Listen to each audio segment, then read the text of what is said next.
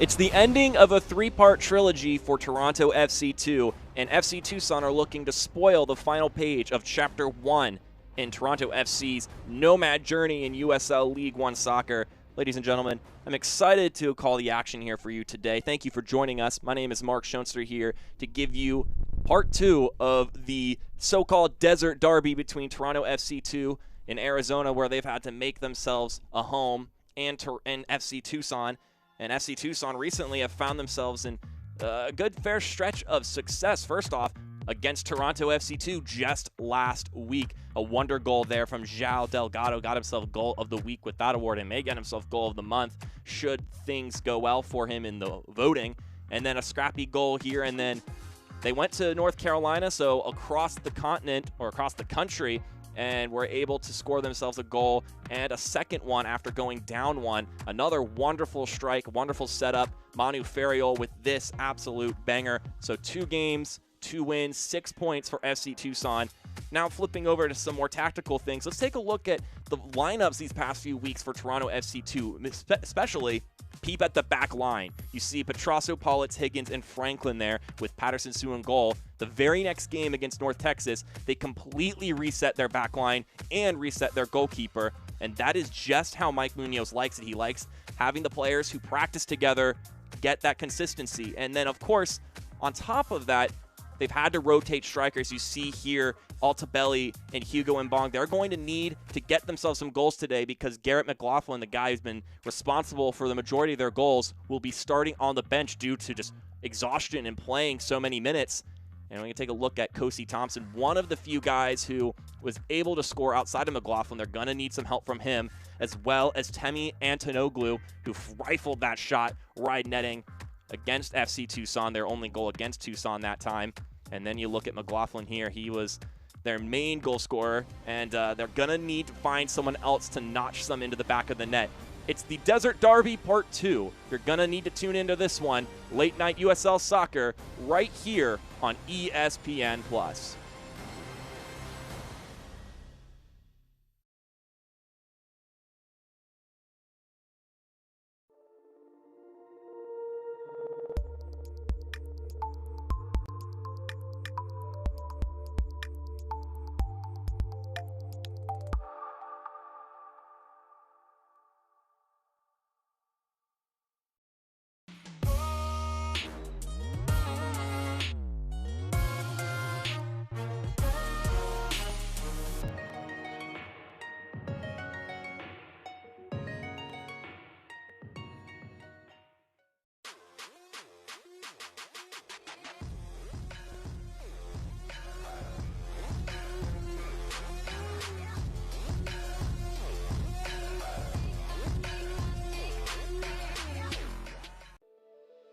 Let's be honest, the world has changed. Everything is done a little differently now. But what hasn't changed is the time that you spend with us is still amazing. And even though things have been tough, we're here to help you unwind. Sheraton Tucson showing you that the good times are back. We can't wait to see you. So get ready. It's time to check in.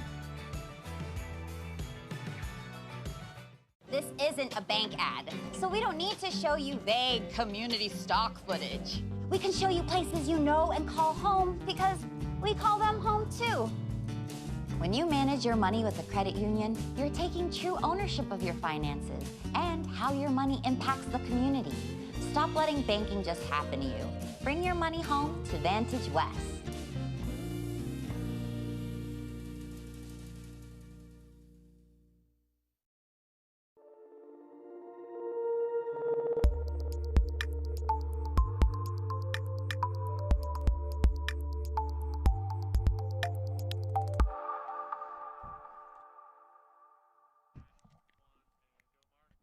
Welcome back to Keno North Stadium in the Keno Sports Complex in Tucson, Arizona. It's FC Tucson and Toronto FC2 in the second leg of their affair, which just happened a week and a half ago. My name is Mark Schoenster, and now let's take a look at one of the strikers for Tucson that's done really well recently, and his name is Derry Korf. Korf has been consistent member of the starting lineup, 5 for 5, and has played 433 minutes. And you take a look at his intuition and his ability to score here. Wonderful little strike there down in Tormenta. And then he was able to also pick apart and fight off this goal and get it after a little bit of a scrap there. Now let's take a look at the Tucson lineup in particular. Korf will be on the left wing side up the top. I'd also keep an eye on what Jordan Penna does throughout this game. A lot of responsibility as the holding midfielder, handling the middle of the pitch, defensively especially, to keep things shored up for Toronto's back line. Now let's take a look at the tactical guys. The back line has been reset once again back to what it looked like against North Texas, except Petrasa will be on the left back side as opposed to how it was prior to that. Let's see how they handle the pressure today. He said that Mike Munoz, the head coach, said that they did well on Saturday against North Texas and is confident that they'll be able to do well again today. He doesn't see them as sort of a two team. It's more of like a 1A and a 1B between the two units on that back line. He says he's got a lot of talented guys that he's really confident in playing and really confident in using, and thinks it's just better to, instead of, mixing and matching defensive players, to just keep them as units, because chemistry and coordination is such a huge part of what that back line and what back lines in soccer in general have to accomplish. So why not? If you're able to do a full-on hockey line change like that, then if you have that liberty, which is astounding given the fact that he's had his core group of players in Casa Grande, can't exactly pull from the academy below you or anything like that to change up your roster at all, that you have that deep of a team in one location is just impressive.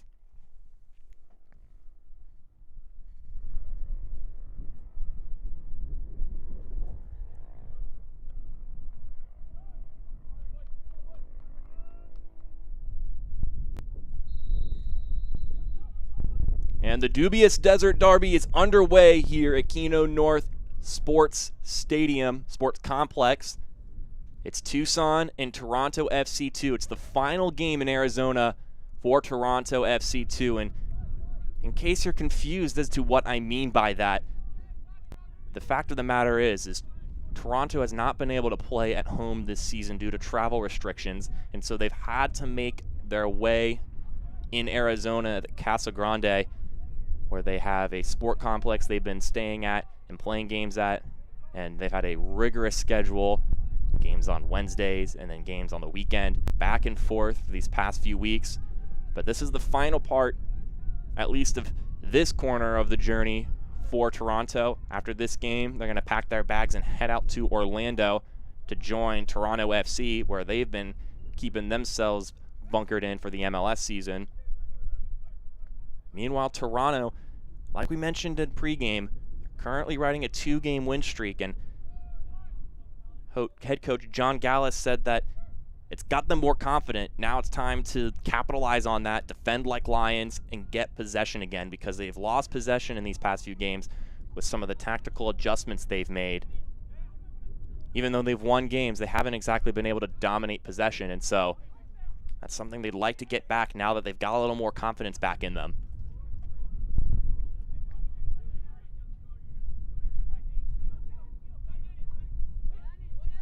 That ball's knocked off Kobe Franklin, and now it's Giovanni Calixtro. He'll take it down into the 18. He's got 3 men in front of him. He may look to lay it off. Nowhere to go with it. And then finally able to find Bedoya. Here's Korf, player we want to keep our eyes out for today. That cross goes nowhere near a Tucson player, but it's still picked up by João Delgado.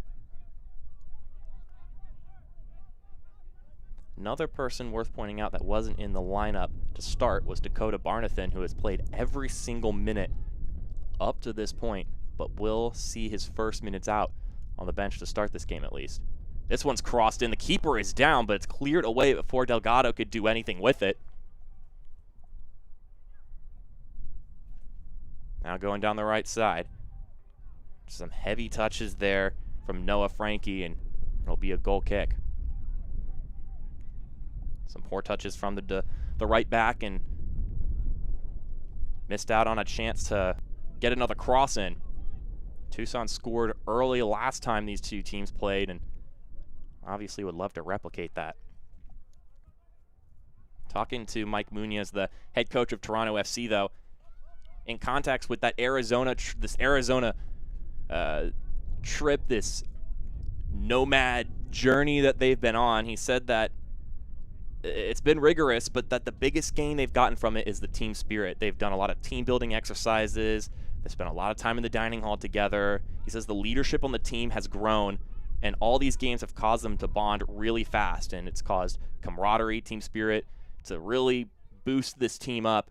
And they've also kind of utilized the underdog narrative, which can be a risky game to play because that one can get old really fast. But in this context, people didn't think that Toronto was going to do too well in Arizona, and they've gotten at least a point out of every game except for their matchup with Tucson in this sort of temporary rivalry between the two of them.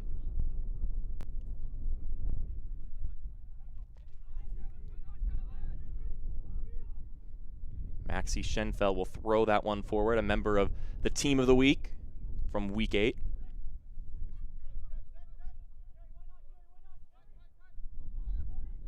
This one gets knocked around a little bit.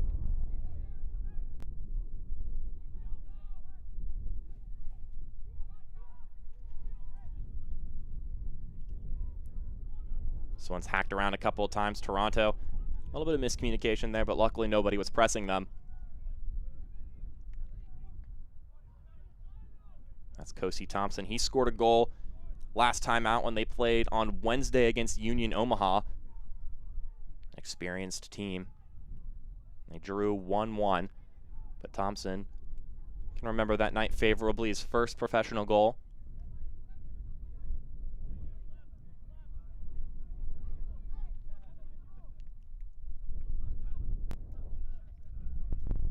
Here's Julian Altobelli, one of the players who will have the responsibilities of taking up Garrett McLaughlin's role as one of the strikers up top. A lot to ask of Altobelli. He's only played 100 minutes total this season. He's made 3 appearances, or 4 now, and this is his second start.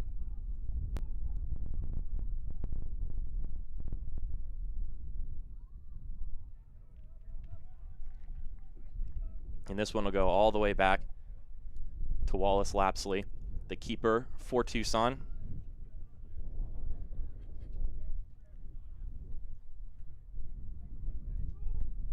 Well, something about this game that you have to keep your eye on is the positioning, the player movement, what the two head coaches decide to do, because these are two of the more tactically minded head coaches in USL League One, John Gallus and Mike Munoz.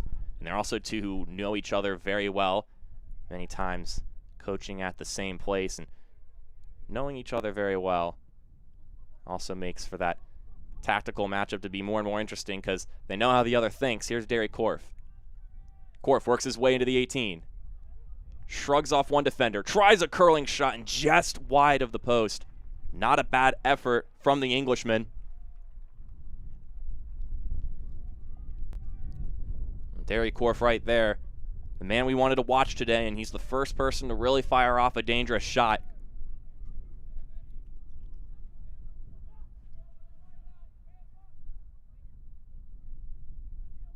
But in the end, it is just a harmless goal kick. But talking about tactics, though, both coaches, when we talked to them this week, had some predictions they wanted to make about what they needed to do, what the other coach was thinking about doing. And John Gallus said that he expects that Toronto's going to try to break their block more efficiently, but on their hand, they're going to try and be more aggressive than last time, and they're going to run some holding mids to clog up Stephen Yates and Garrett McLaughlin. Neither of them starting, though, so coming off the bench, that might have thrown a little bit of a wrench in the game plan for Tucson today. But he said that we need to close them off quickly, cause turnovers, and frustrate them. He said that Tucson was capable of brewing some frustration in some of these young Toronto FC2 players, as this one gets sent out wide, looking for Antonio Carlini, the other striker up top. But it's just a little bit too far out.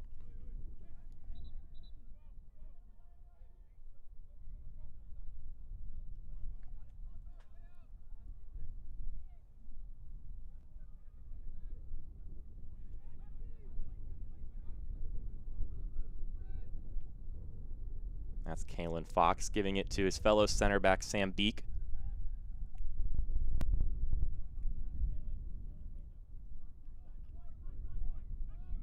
And Tucson comfortable just passing the ball around a little bit. May not have been the case earlier on in the season, but they decided to go with a little more of a passive route instead of going full-on aggressive like they did to start the season. And then talking about predictions and tactics, Mike Munoz, head coach of Toronto, anticipates Tucson being more aggressive at home than in the last two affairs. Meanwhile, he thinks that, or he says that the Toronto is going to try and just stick to their guns and do what they've done every game. But Tucson showing a little bit of passiveness once again, not too aggressively pressing, but they're making their way down the pitch right now.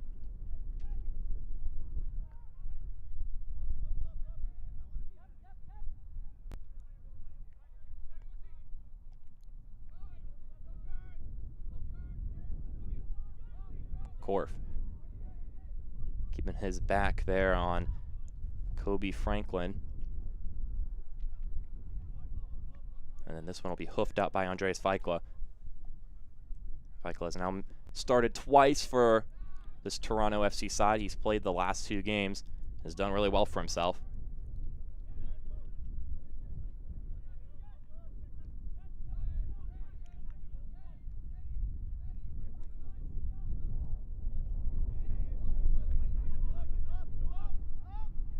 All right, here's Kosi Thompson with some space.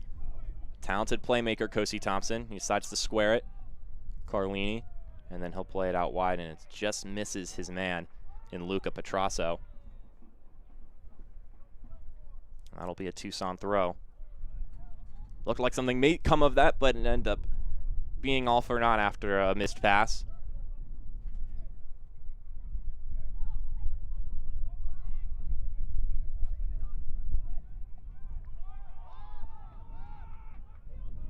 This one will get teed all the way back to Wallace Lapsley.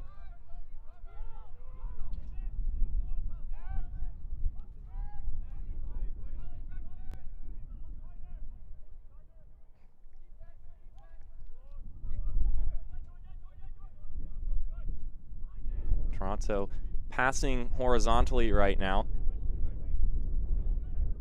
Just moving the ball around, shifting, trying to find the space and taking it.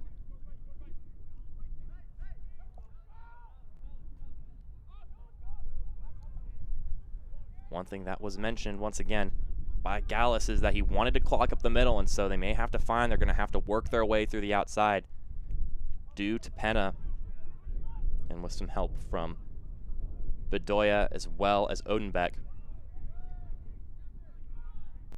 The three midfielders for Tucson all may take roles in clogging up that middle of the pitch, even if it was intended mainly for Garrett McLaughlin and Stephen Yates.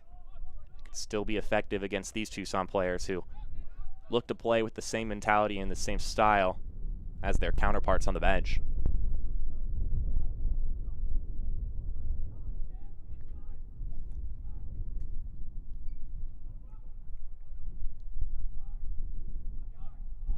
As Toronto tries to break this Tucson bunkered down defense, which, like I mentioned before, looks a little different than how it's been in the past, or at least how Tucson has played earlier this season.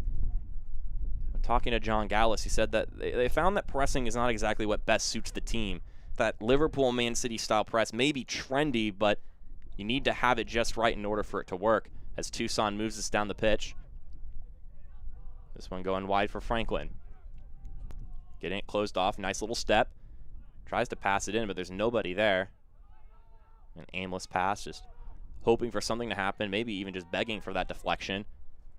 Now Tucson moves it forward.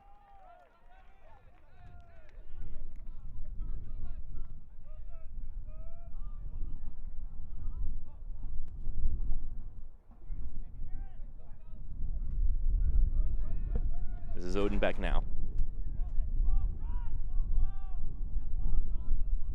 Little outside foot pass over to Korf. Gives it to Schenfeld. Maxi Schenfeld tries to swing it in and instead just earns the deflection off of Kobe Franklin.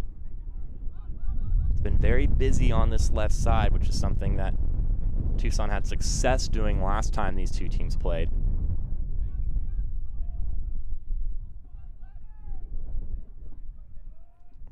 Odenbeck firing it over to the right side. This one tapped in, looking for Delgado. Here's Bedoya. Delgado with the shot, and it fails to make it on target. Just sailing over the crossbar. Harmless for Andreas Feikla.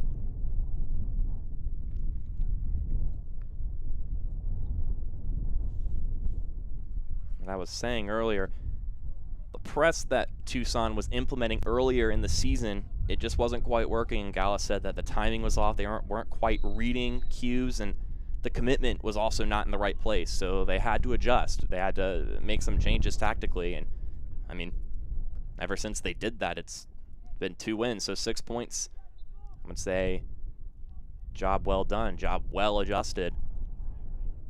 And they can come back to that press should he feel that they've got it more figured out. And there's still some press in them, still some fight. Just maybe not as furious as it was prior. Nasty little tackle there, but the ref says it's clean and we'll play on. This one, lob forward for Kosi Thompson. He's able to win the ball, and he'll tee it back. Here's Franklin now. Thought about passing it forward, but he's better conscious, decided to turn that chance down, or lack thereof.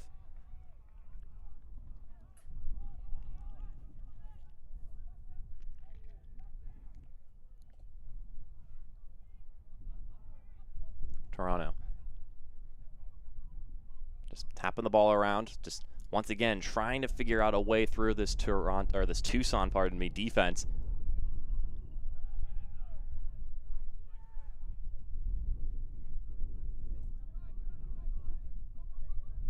Progressing forward once again. Slid over to Franklin.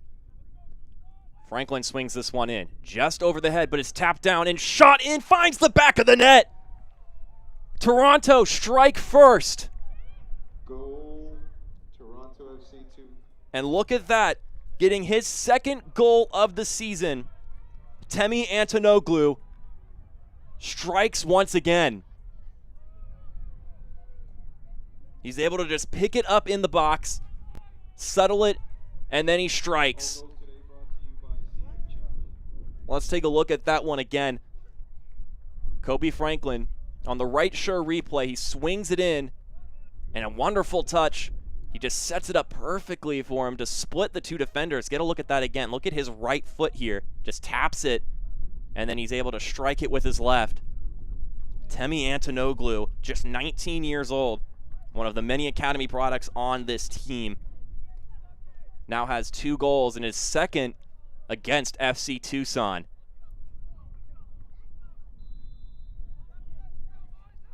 And Toronto takes the lead to start things off here in Keno North Stadium. Tucson were able to strike first just a week and a half ago in Casa Grande, and Toronto has returned the favor. Since 1947, Select has been the leader in soccer ball quality and innovation. Select is the official ball supplier of USL League One, USL Championship, and many of the elite leagues throughout Europe. For the latest Select products and special offers, please visit www.selectsportamerica.com.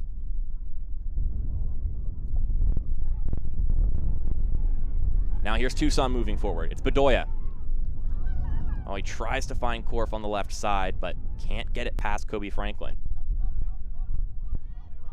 Now has an assist. His first assist as a pro. Now here's Toronto once again. Passed inside, just weaves by Antonio Carlini and Julian Altobelli. I'm going to say it may have gotten a deflection. At least that's what Toronto is begging for. So we take a look at this right sure replay here. Antonoglu with the swipe. And yeah, I do think it came off of Odenbeck there. And we've got ourselves a throw-in. I guess it didn't go off the goal line.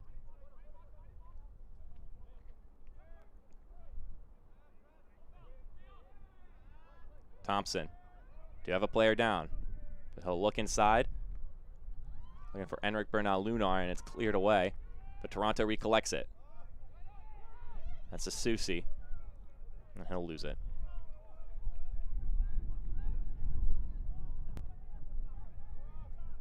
Delgado passes it forward for Frankie. He'll take his sweet time and he'll give it back to Bedoya.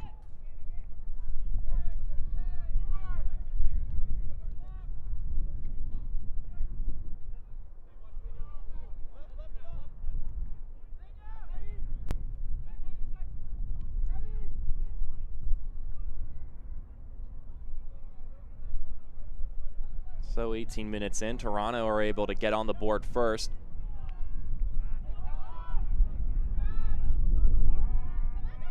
And although out of all the patterns that have been coming out this past weekend, and we'll learn more about that at halftime about teams scoring first, not coming away with points, Toronto at least has not lost in any of those occasions. They've been able to at least come away with the point in those affairs where they scored first.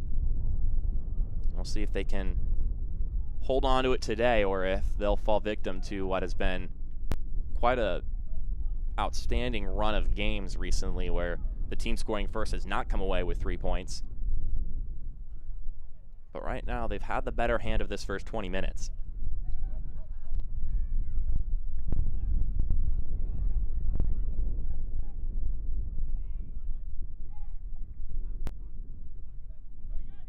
As this one gets knocked around.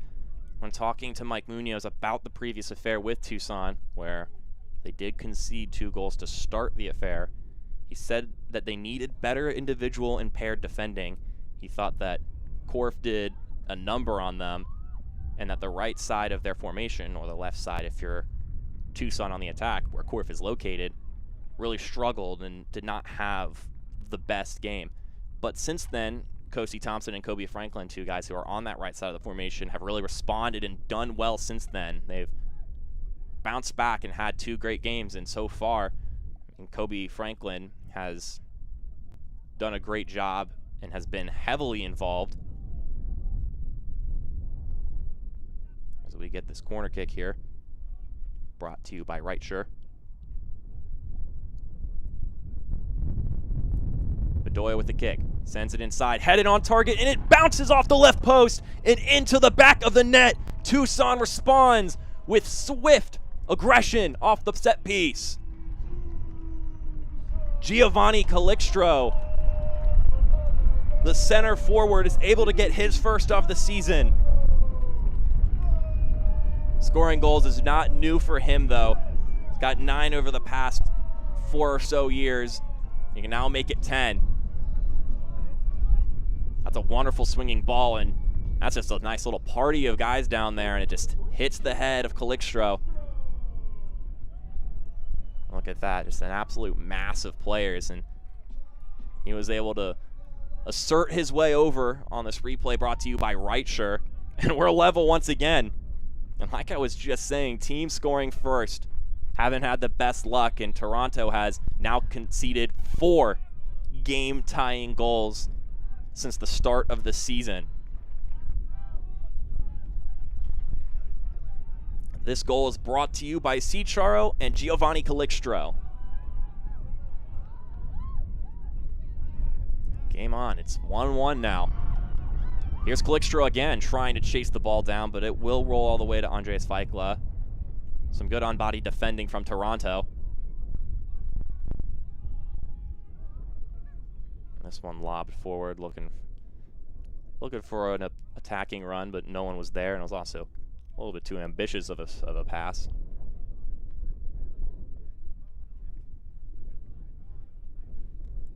I got to hear the fans cheer a moment ago.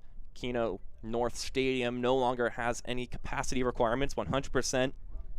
Anybody can come, and when talking to John Gauss about that, he said that fans make such a difference, and he says that he's thrilled with whatever they're able to come up with because they weren't able to have it. Now here's Derry Korf, makes a couple of moves. Korf makes another one, trying to shake off Franklin, but Franklin does well to stick on him. He'll lay it out. Here's the cross inside. Calixtro with another header, and it goes into the hands harmlessly of Vaikla. Calixtro's hungry, trying to get some more goals, more shots on target. Once again, using his forehead. 20-year-old forward although 20 years old, has got a lot of experience under his belt. Spent some time with Portland Timbers too in the USL Championship. And as I was saying about fans in the stands, John Gallus said that just having fans cheer for you gives them energy, and they were sorely missed. And he says that there's still goosebumps when you hear them cheer because, I mean, that was taken away from players last year. That was taken away from the coaches, from the fans, from viewers at home. The fans' experience is such a huge part of the game, and it is a chilling experience, an exciting experience to get bums back on seats to cheer on their home team, or even get some traveling fans, although I doubt the trek from Toronto to Tucson's quite the long one, so maybe not in this instance today. This one gets passed inside and it deflects off the head. I think it was Sam Beek there doing his job to make sure.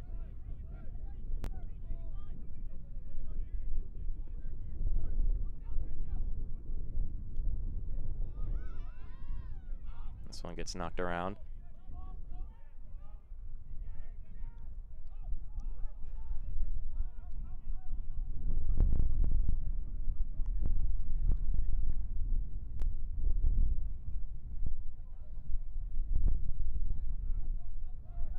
This one gets knocked around and then it'll find its way harmlessly to Lapsley. No danger there.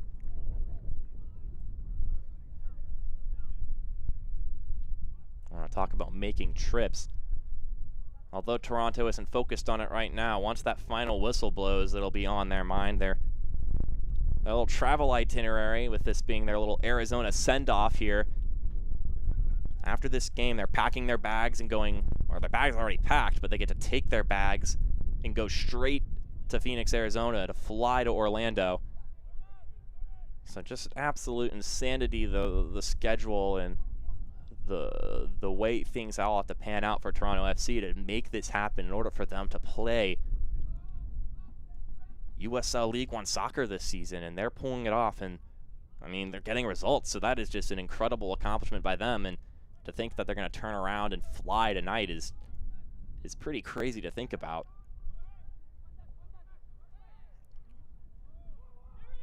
It's been non-stop for Toronto FC2, but of course that's all in the future. They've still got over 60 minutes of action here.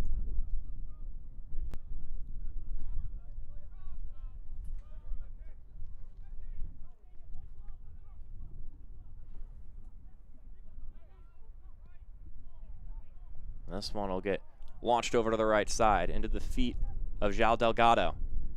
He taps it forward for Frankie. Does a little spin, trying to shake himself some space. He can't do that. He's able to find Calixtro, and his little touch is not quite accurate. Doesn't have the spin he was looking on it to tee up Frankie inside the 18. But they will get a throw in here. The USL is committed to supporting the LGBTQ+ community. Through the Forever Proud project, the USL will strive to create safe and welcoming environments for all fans, players, employees, and partners. Learn more at uslsoccer.com/forwardforever-proud.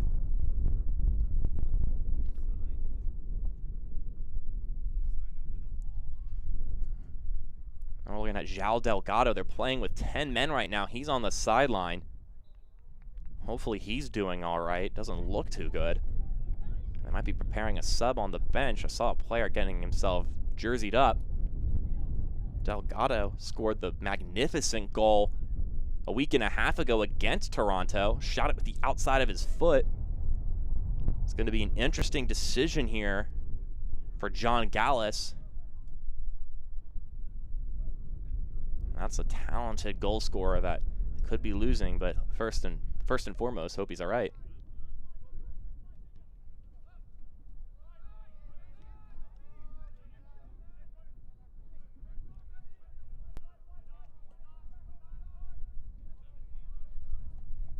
Well, it looks like we're going to have to get an early game substitution because it doesn't look like Delgado's going to make his way back onto the pitch.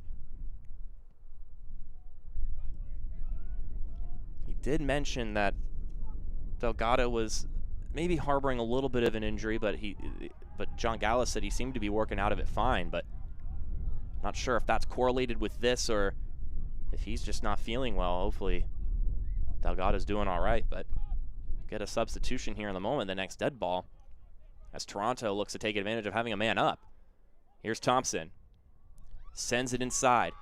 Looking for Carlini, but actually it was Altobelli, and he'll go down, and it'll roll into the arms of Wallace Lapsley.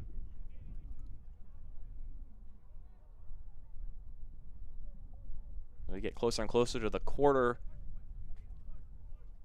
or the third of the game.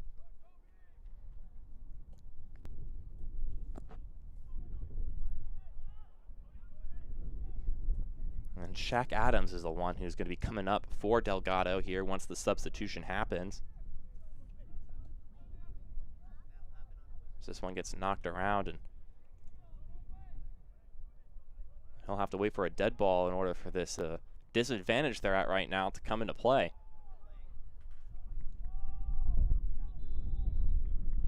And there it is for him. Delgado is out, and Shaq Adams comes into the game. 22 years old from Nashville, Tennessee. He's also the 2020 team leader in goals, so from last season, so maybe a good replacement for Adams. He hasn't been able to open his account this season, but he is one of the few returnees from the 2020 season for Tucson. That substitute is brought to you by Rightshire.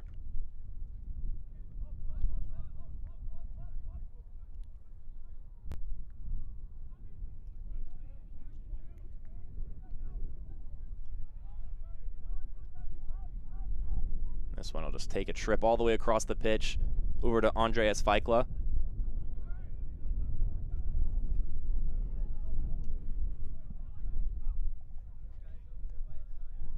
Well, now Tucson's going to be without both of the strikers who scored wonderful goals these past two games. Manu Ferriel out with suspension, and now Delgado just not fit to play anymore. And when talking about those two wonderful goals, we got to see them in the highlights in our pregame coverage. When talking about the Manu Ferriel goal, the one against North Carolina FC, John Gallus said it was spectacular, and he talked about how it went from the touchline side to side, the way they like it. And he said as he shot it, it was like the parting of the Red Sea. He just knew it was going in the moment it came off of Ferriel's foot. And here's Toronto looking inside, the header just wide right. Julian Altobelli trying to open his goal account this season. Just 18 years old. Look at him right there. Toronto native. And look at this swinging ball from Petrasa. That's a nice little pass there. Put on a plate for Altobelli, but couldn't quite capitalize off of it. That replay brought to you by Rightshire.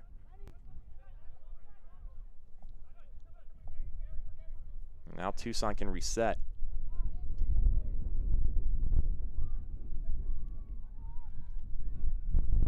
That pass, a little difficulty to reel in, but Frankie was able to handle it. That Manu Ferriel goal was wonderful, and before that, João Delgado had a wonderful goal against Tucson as this one gets cleared out by Petrasso. It'll be a Tucson throw-in. And on the Delgado goal, John Gallus said that maybe not as well crafted, but it was an unbelievable shot from the striker. And he said it's such a difficult shot to hit it with the outside of your foot like that. And most players in League One probably wouldn't even dare to give that a go, especially in game. They are a goal up, and they won't have the services of Ferriel or Delgado for the rest of this game, but they still got a lot of talented guys, including the goal scorer Calixtro and Derek Corfey right there, or Derek Korf, pardon me.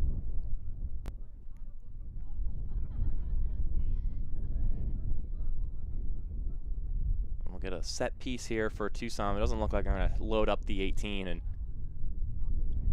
try to send this one straight in for a header. Maxi Schenfeld will be the one to take it.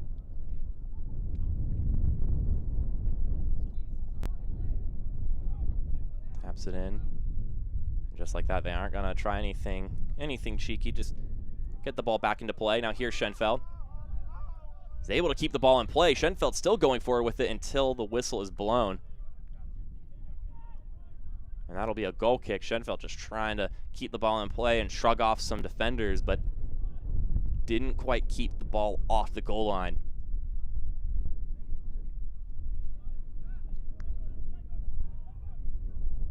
Doyle able to jump on that one, but not enough to truly interfere with that pass. Odenbeck now. Well recovered there. Jordan Penna, the one. Had to chase that ball down. Now swing it over to the right side. Wonderfully tapped on, looking for Shaq Adams.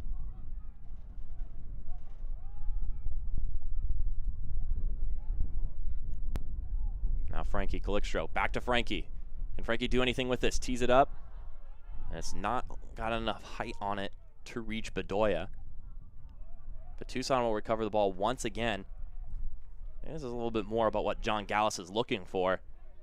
Get that press and continue to win the ball right back when they're in the offensive half. And don't allow for too many dangerous counterattacks that could come when you send bodies forward and then lose possession carelessly and result in some opposing jerseys having numbers going the other direction. Something that was plaguing them in those first few games, including a not-so-good 5-1 loss in Fort Lauderdale. This one, looking for Adams up forward, but it only falls into the breadbasket of Andreas Feikla.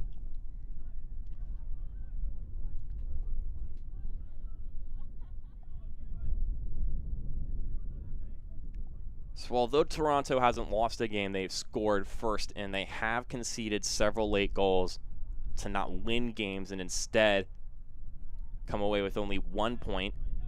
The past two affairs in particular, roughly the 75th minute, Omaha were able to score and draw level in that game as Kosi Thompson gets this one deep downfield. He gets knocked over and ref says fair game. Can Tucson not do anything moving forward? Calixtro collides there with Carlini. He lays it off. Here's Altabelli. Is able to maintain possession.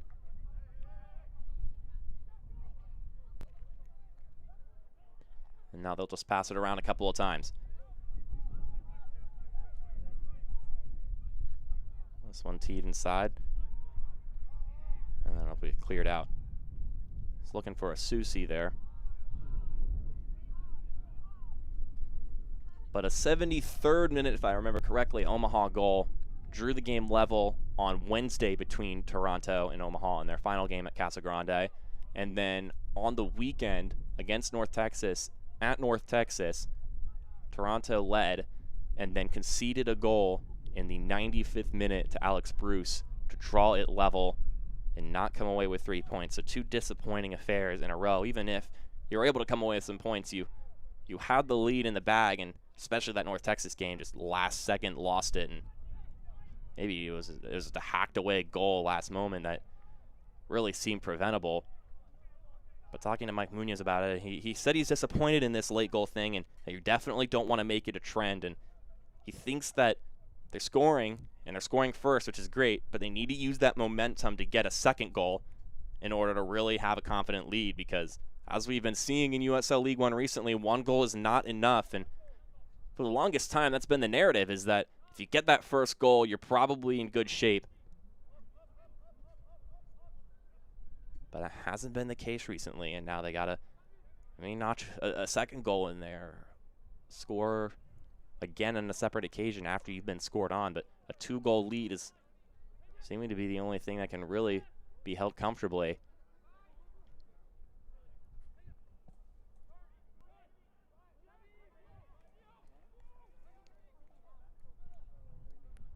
Here's Tucson. Nifty little touch there from Adams. And he gets it back. Let's see what he can do with this one. With bright pink boots, he crosses it inside, looking for Korf. We're going to get a foul down here. And we're going to get a yellow card. Maxi Schenfeld collecting his 4th yellow of the season. So a frequent name in the books, unfortunately, Maxi Schenfeld. Great defender, though, was able to get himself on Team of the Week this past Week 8 lineup of games. And there he is, 28 years old. Played in all 5 games and started all 5 of them as we take a look at this one again on the right shirt replay. Just a late slide. A dangerous challenge from Maxi Schenfeld. May have cut up his arm in the process. Just reckless play from him. That's a pretty clear yellow in my book. The Eastern Conference takes center stage when the USL on ESPN continues on ESPN Deportes Tuesday, June 15th. It's a clash of Midwestern powers as Indy 11 look to continue their hot start, welcoming perennial playoff contenders Pittsburgh Riverhounds SC to the mic. Catch the pair of beasts of the East on Tuesday night with kickoff scheduled for 8 p.m. Eastern on ESPN Deportes. Toronto gets this one set. That's Altobelli right there. Laid out to the left side. That's a rifling shot coming in, just punched away by Lapsley. Not a bad little take there. And they'll earn themselves a corner off of that. It's a good little go. So take a look at it again. There's the shot. Is Antonio Carlini the one on the back of it? Got a little boot on him.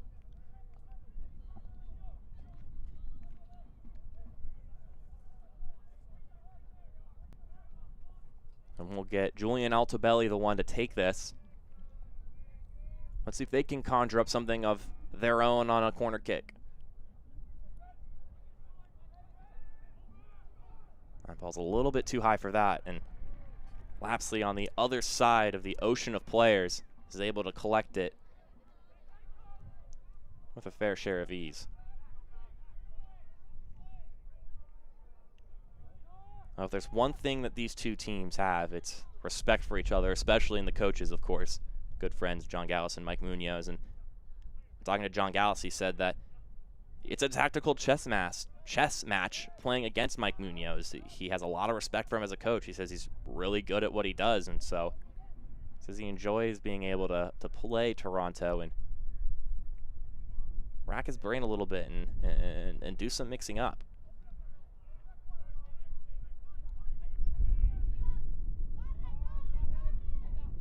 This one will get switched over to Shaq Adams. Got a little bit of space to work with. Tees it forward to Calixtro. Can he keep it in play? No, he does not. It'll be a goal kick.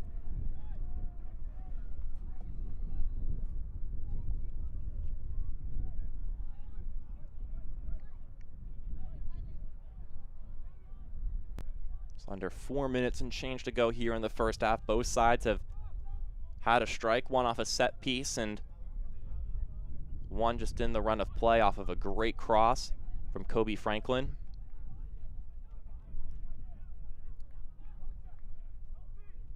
We had some drama last time these two teams played, just a close game, close affair, and nearly a chance for a goalie to score an equalizer late in the game.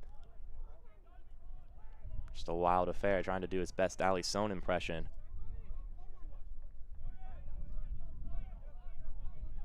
Here's Penna. Given a cushion of space to work with and can't connect with Bedoya despite the time at his disposal. It's a careless giveaway for FC Tucson.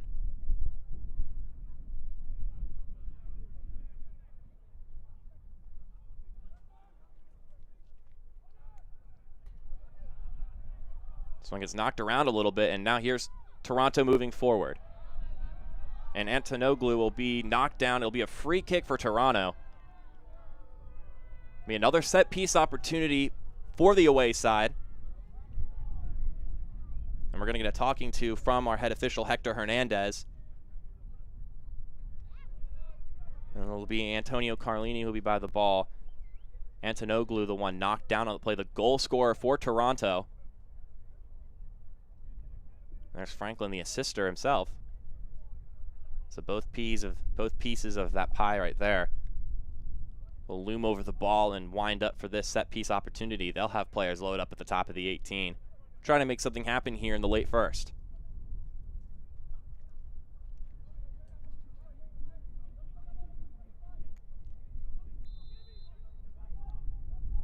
Let's see what they got here set up.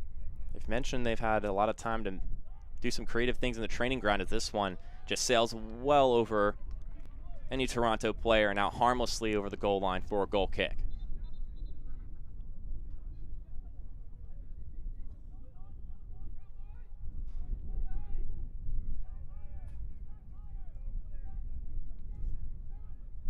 Tucson just knocking this ball around, trying to make something happen here. Let's see if they decide to push forward here. Not a lot of time left, but you still got to think about added time, which gives you a fair share of moments and passes and connections to give it another go or two.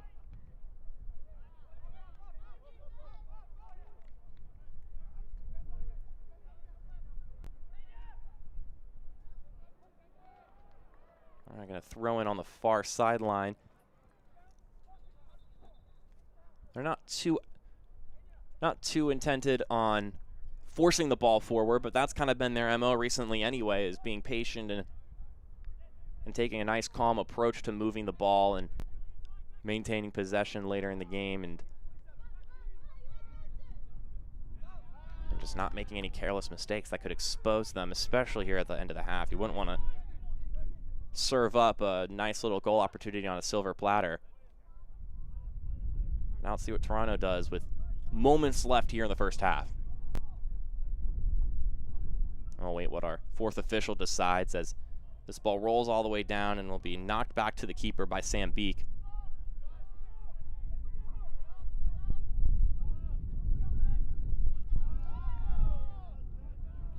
Ref's going to say play on.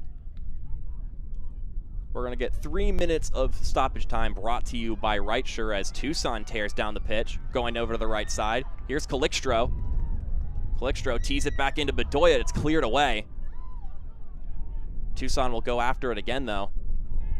Counterattacking is something they do like doing, and that was what they were looking for there. Here's Korf. He's been able to shake off a defender or two today with movements just like that. Give it over to Schenfeld. Fakes the cross, cannot get it back. Kobe Franklin, who's had himself a day so far here in this first half. He's been able to be on Schenfeld and Korf like glue for the most part. Schenfeld's cross knocked down once again. This time it's Kosi Thompson. And that will get hoofed out of play. It'll be another Tucson throw. 2 more minutes to go here in the first half of action. Got some good stuff coming your way, including a little talk about that dropped points that I've been pushing a little bit here of teams scoring first and not coming away with the win, so you'll want to stick around for that. And we'll get a look around the league about what's going on, what's happening, and give you some score updates in USL League One.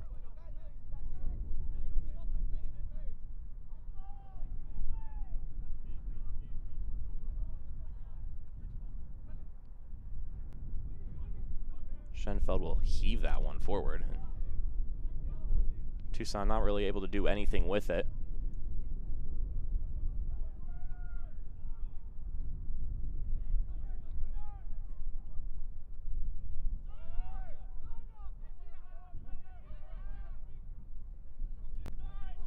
Now here's Thompson. He tees it forward. This is Asusi. Taps it over to Altabelli. And that's Petrasso on it now. There's Bernard Lunar, and he's just makes the pass, and then we're going to get a foul. This one called on Altabelli. And going down is Sam Beek, the 23-year-old center back. And there's Altabelli right there. One of the young strikers who has to try to take up the reins and responsibilities of Garrett McLaughlin, who has been quite the goal-scoring star to start off this season. And then we're going to get a foul drawn on the play by Asusi. As we reach the dying moments here of the first half, we'll see just how much our head official will give now that 3 minutes have passed.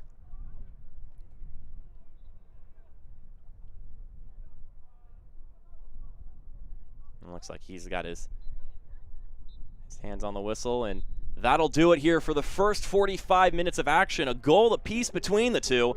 Starting off with Toronto, a wonderful little cross and finish from Temi Antonoglu, and then a corner kick that swung in, and Calixtro was able to find the end of it to draw things level once again. The Desert Derby here, it's take two, and both teams have scored yet again. It's been an exciting affair for the first 45. It was an exciting 90 minutes the first time around, so we've probably got another great half of action coming your way, but halftime is up next on ESPN+.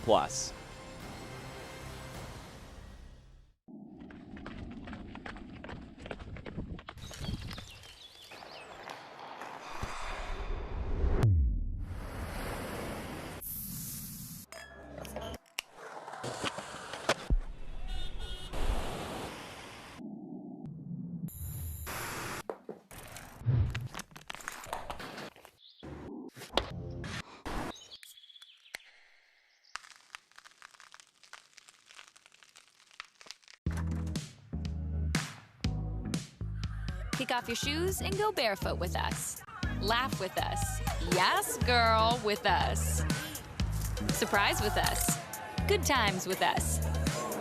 Celebrate you with us. Strike a pose with us. Swap with us. Sip barefoot wine with us. Put down your phone and relax with us. Be you with us. Barefoot with us. Lately, we've all faced difficult choices. We sacrifice. We choose to stay home, to connect, not to be stuck in our fears. And when we choose each other, life gets better. We choose to be here when you need us, to support you during hard times.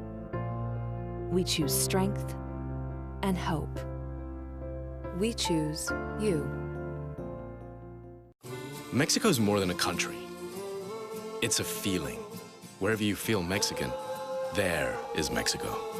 It could be in the middle of LA or in the middle of nowhere. It's in our blood. Don't waste time trying to hide it. It's too big, too strong. This is who we are. Let's celebrate it. Tecate. Mexico is in us. Welcome back to Keno North Stadium for the Right Sure Halftime Show. Coming back from a goal down is difficult in the USL, but this past weekend it seemed to be a common occurrence. 6 straight games over the weekend and into Tuesday and Wednesday, starting with North Texas and Toronto. Toronto FC 2 were able to get on the board first, Garrett McLaughlin. Who else getting them on the scoreboard? And then 96th minute, courtesy of your fourth official, Alex Bruce was able to get his foot on the ball after it scampered around in front of the goalkeeper to draw a point away at home for North Texas. Then switching over to the East Coast in North Carolina, Selmir Miscic, who is an incredibly talented player, is able to get on the score sheet once again for North Carolina, but a response from Tucson came moments later in the 9th minute and then the 11th minute. Tucson were able to level it off of a Peter Pearson own goal. So Tucson didn't have to sweat being behind for very long. And then in the second half, look at that pass, the back heel, and then a beautiful strike from Manu Ferriol was able to give Tucson the lead after being down early in the first half. They were able to get their second straight win to get 6 points in the span of a few days. They were able to come back from that one. Another comeback happened, and this one's a little bit different because Richmond were able to score at the beginning of the second half, so no early goal here. This one was later on in the match. Olix Anderson able to get the friendly deflection and take the lead in Chattanooga against the home side Red Wolves. So you have 45 minutes left. What are you going to do? Well, as Chattanooga does, they are resilient. Ricky Ruiz here able to just head in the ball after a wonderful little volley from Jose Carrera Garcia. Sets it up for him. So now you're thinking, okay, you're up a point.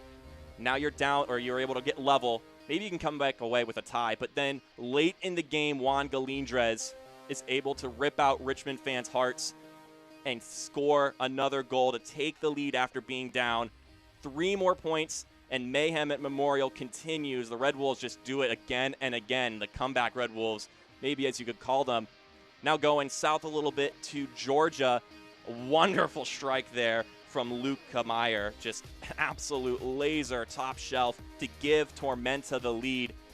But a dominant second half from Forward Madison resulted in yet another team starting behind, getting the lead and taking away 3 points, not only from behind, but on the road. This is Derek Gebhardt here, who's really come into his own. Actually, that one was an own goal, but Gebhardt was actually able to tip it back in. And then the player of the week, Connor Tobin, with the header, knocks it in and gives Forward Madison, quite frankly, a dominant 3-1 win after being down in the first half.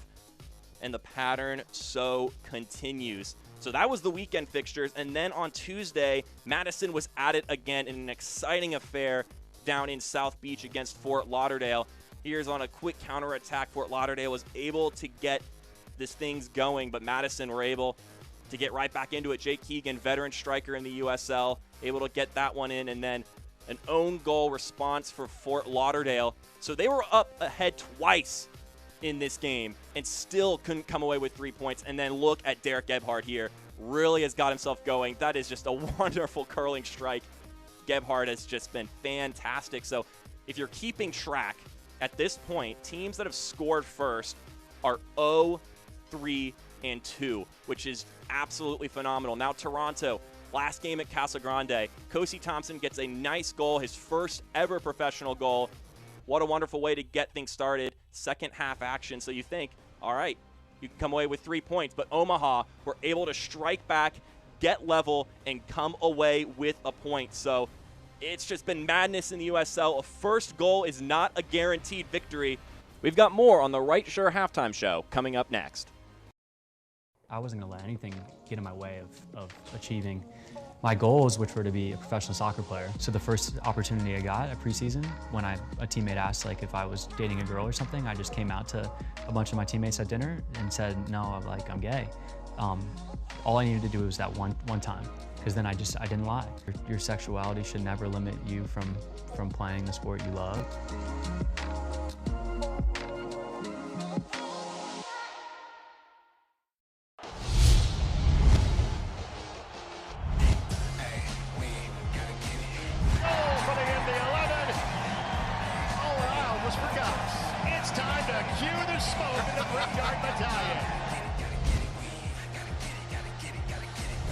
Yellow's there again, second header. Here's a chance for Cicerone. Russell Cicerone, the leading goal scorer.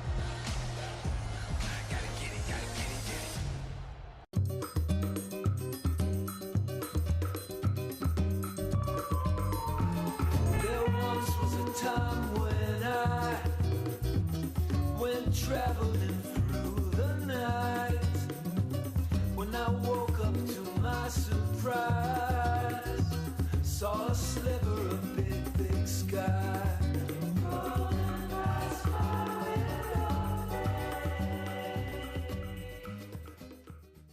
Let us refresh our story. We are Tecate, born and brewed in the land we share our name with, Tecate, Baja California. Made to the same quality recipe since 1944. With ingredients de aquí y de allá. A truly Mexican-American beer. Tecate. Mexico's in us.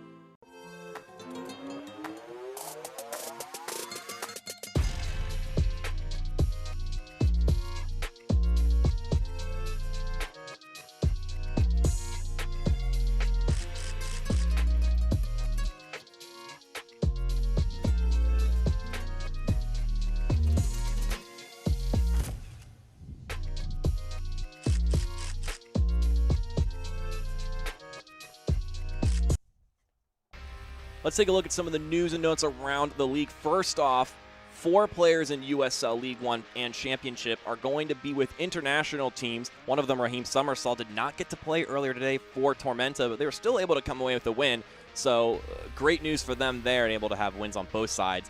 Meanwhile, if one of your academy teams competed in the Academy Cup, you should check out the results of who won each category at usl-academy.com to see the results.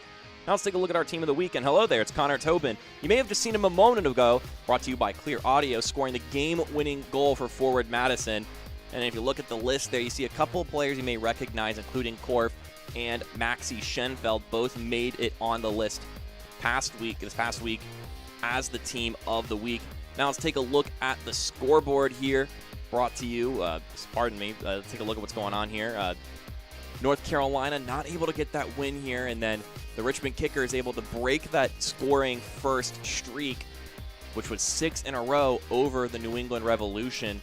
And then South Georgia Tormenta able to break their losing streak and knock off the hot Chattanooga Red Wolves at home. Now let's take a look at these standings brought to you by Clear Channel Outdoor. As you take a peek here, Tucson, middle of the table, and Toronto, although sitting at the bottom, haven't played a lot of games, so have a couple in hand and could claw back up on those standings, especially with how well they've done in these games away from home. Now let's take a look at the upcoming schedule brought to you by Sheraton. Tomorrow's a great one. It's another one of those bird rivalries between Forward Madison and Union Omaha, and then some great midweek fixtures, as well as some weekend ones as well. Tucson against Chattanooga, and then you won't see Toronto except for on Wednesday against South Georgia Tormenta. So with that, we're going to go to a break. When we come back, we'll have highlights and stats for you here on ESPN+.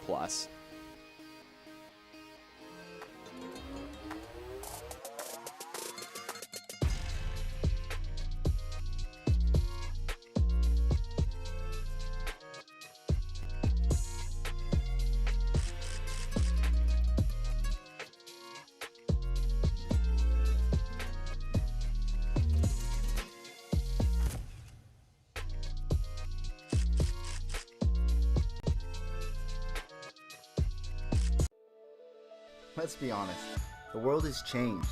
Everything is done a little differently now. But what hasn't changed is the time that you spend with us is still amazing.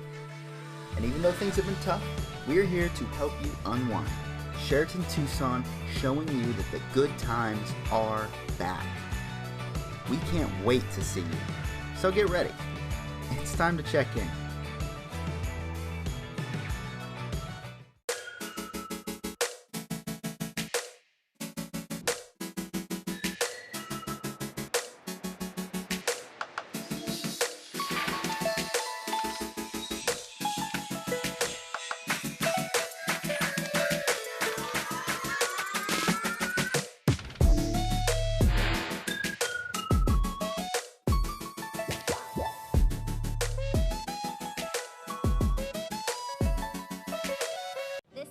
A bank ad, so we don't need to show you vague community stock footage. We can show you places you know and call home because we call them home too. When you manage your money with a credit union, you're taking true ownership of your finances and how your money impacts the community. Stop letting banking just happen to you. Bring your money home to Vantage West.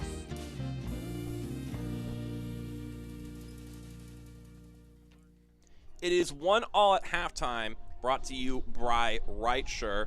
Now let's take a look at the halftime highlights from the first half of action, brought to you by Rightsure. A goal apiece for the two sides, so let's take a look at what happened to start things off. Kobe Franklin, a wonderful cross here. As you see it just bend inside, a wonderful touch from Antonoglu, and then he rifles it home, getting his second goal of the season. First one being against Tucson as well. You see some frustration from Wallace Lapsley on the fallout of that play, but that is just a wonderful little cross, a wonderful touch, and then he just needed to put it home, and he was able to do so. The 19-year-old midfielder getting the job done, but didn't take too long for them to get another attacking opportunity here. They passed this one inside. It just grazed by the two strikers, Altabelli and Carlini. And it's Antonoglu once again getting himself heavily involved in this game. And then on the corner kick, the response from Calixtro off the post and in. Wonderful work. Was able to rise highest above the sea of players right inside of the six as we now take a look at our halftime stats brought to you by Rightsure.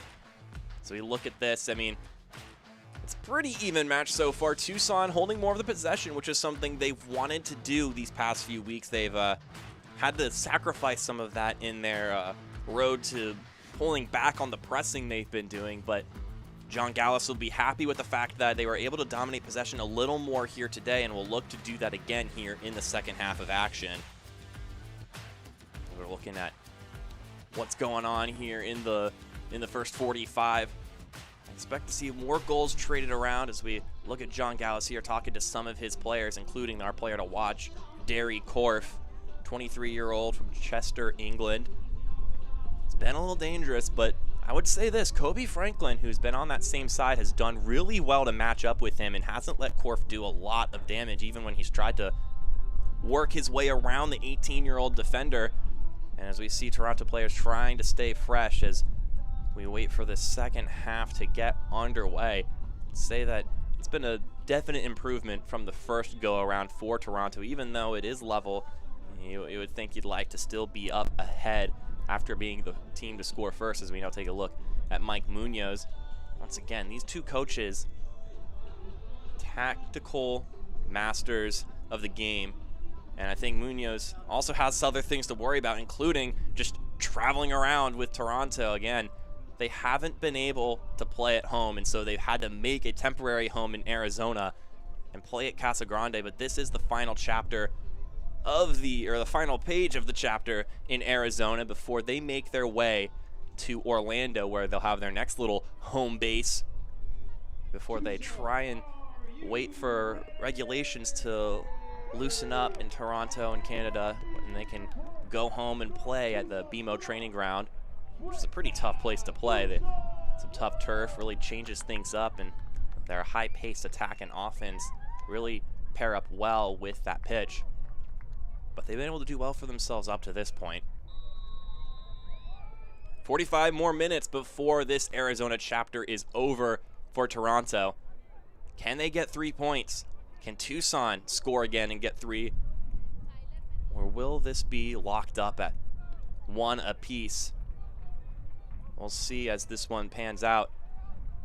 We'll also need to keep your eyes on how the players move for the rest of this half, because both sides, as I mentioned before, tactically oriented, and so do not be shocked if the style of play, the way players position is different from the first half of action. Both coaches like to make some adjustments, especially after what they've seen.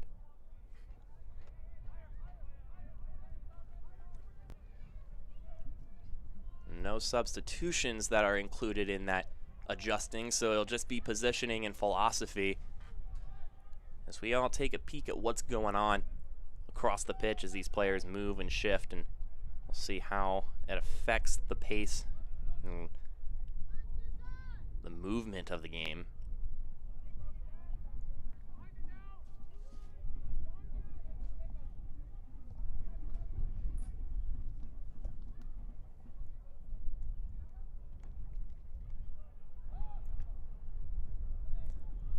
This one knocked around the touchline by Toronto. Kosi Thompson trying to keep a hold of it, but can't do so. It'll be Korf. He tees it forward for Calixto, the goal scorer for Tucson. And he will draw the foul for the home side. Not a bad little spot for a free kick. We'll see if they decide to swing it in. They have, in the first half, chosen to just put it in play and kind of resume the run of play as opposed to trying to lob it inside the 18. And they're going to do the same thing here. They're just going to put it back into the field. Or never mind. No, they're not. Just testing it around, giving it a little touch. And there's Shaq Adams.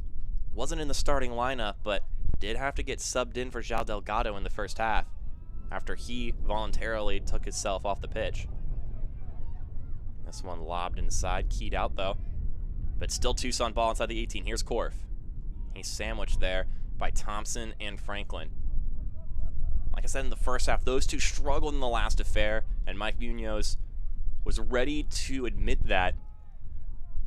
But they have done much better here today, and if not allowed Derek Korf to do the kind of damage that he aspires to do game in and game out.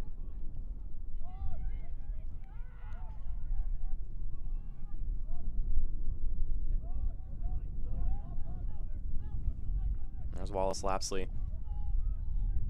The keeper for FC Tucson has played every game so far this season and has 17 saves on this campaign. And before he was here, he was with New York Red Bulls too. 24 years old, so he's hopped a place or two before landing here in Arizona.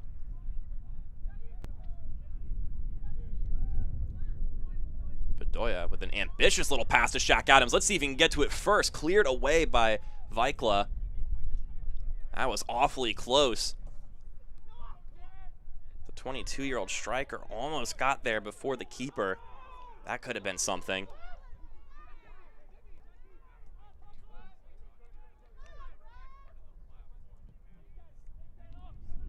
Can't help but notice, but every time I see Shaq Adams, but notice his bright pink shoes. Those really do stand out, and I'm sure he'd love to hear me acknowledging that. Here's Bernal Lunar to Altobelli. Give it to his striker compatriot in Carlini.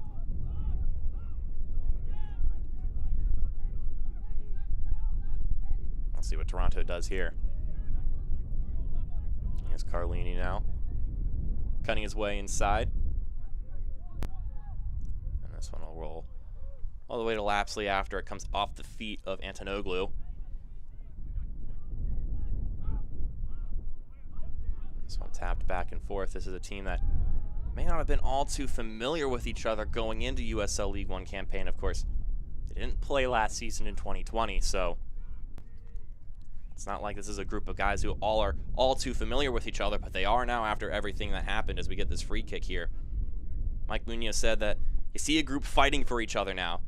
Before this whole Arizona escapade, they didn't really stick up for one another, but this experience has brought these guys really close. He mentioned that, you know, at the beginning of the experience, maybe a guy got fouled and no one really threw arms about it, but now if a teammate maybe gets knocked over by the opposing side, maybe a player or two get a little more aggravated by it and go to defend their guy.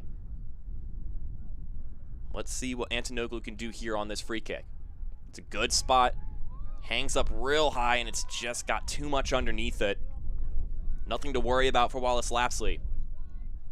And that's the goal scorer for Toronto today. Antonoglu has now 2 goals on the campaign. Again, has scored both times they've played Tucson. Maybe a fan of this desert derby, as it were.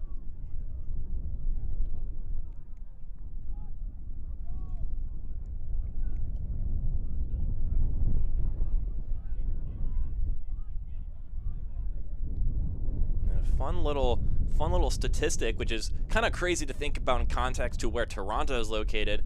These 2 games between Tucson and Toronto are the 2 shortest road trips for the 2 sides in League One history, which is amazing given how far away Toronto is from Tucson. But Casa Grande, just a short drive down, about an hour and 20 minutes away from Keno Sports Complex. And I'm sure that Tucson also appreciates that short trek since they're so far away from everything else. Because, I mean, when North Texas and Union Omaha are the nice trips, that's saying something, because and you look at Richmond, who just got to go to Foxborough, and North Carolina FC. That's not too bad of a trek. They just got to go down the coast. But these guys, they just have to fly their way everywhere, and they get some miles. I'm sure getting on a bus was quite the novel experience for these guys, at least for traveling for games. Not something they're all too used to. They have accrued miles these past few seasons. And now we're going to get a foul. John Tallon Maples got knocked over. And Derry Korf will get a little bit of a talking to by our head official, Hector Hernandez.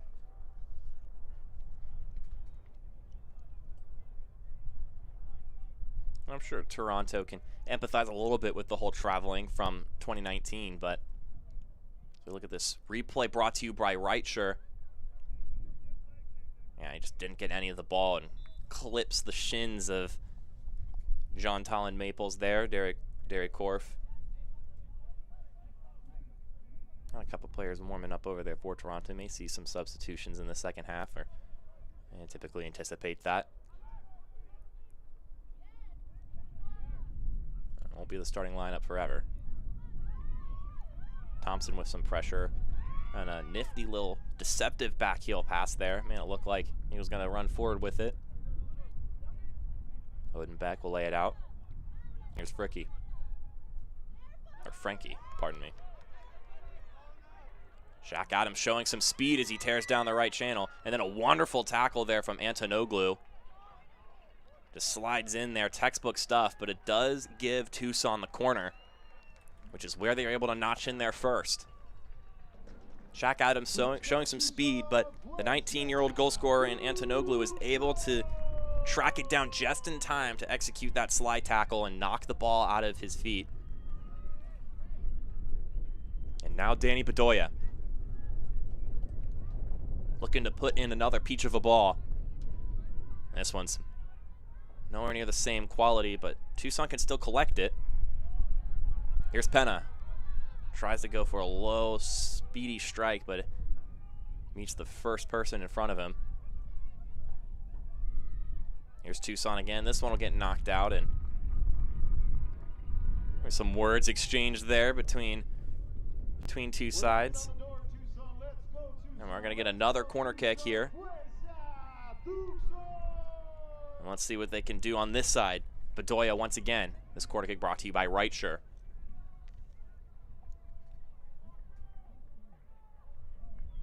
And take two after that skied ball the first time around. That one's a lot better. It's headed away, though. Doesn't find any Tucson player this go around, but you can definitely be happier with the product that came off your foot. And once again, they'll maintain possession. This is a team that looks a lot more like what Gallus is envisioning. They sat back a lot in those past two games, and now they're getting to kind of set up shop and camp in the opposing third and just work the ball around and continue to put pressure on this Toronto team and keep them bunkered in and kind of crush them in their own half. Have to create some space for themselves and show some lethal counterattacking abilities in order to maybe shake that confidence a little bit from this Tucson side.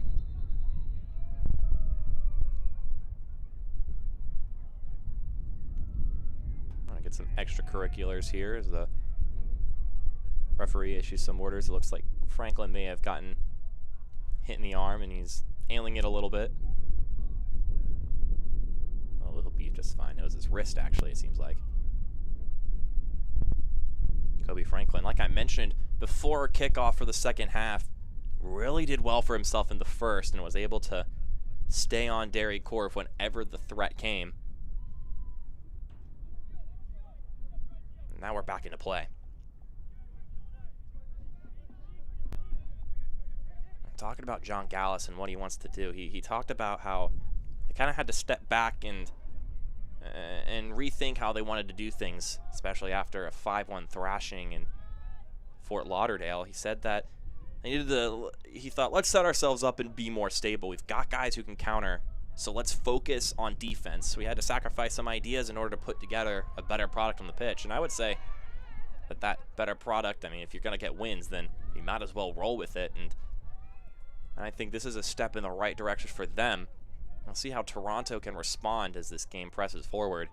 Because if this game just sits in the attacking half, then it's inevitable for Tucson to connect a pass inside the 18 and for a player to get a boot on it and put it into the back of the net.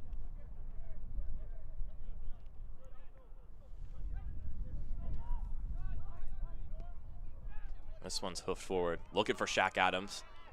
Can he do anything with this one? No, he's not able to. Well handled there. That's Anthony Kurich, one of the center backs, the one who's able to body Shaq Adams off of it.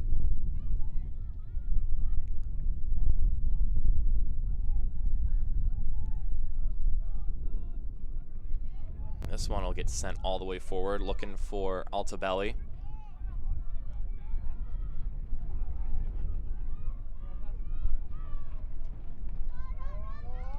This is a long little strike, and it's, I don't know, I said little, but it's a long strike, but it's well off target there. Not much to do there for Asusi. The SiriusXM Listen Free event is now through June 8th.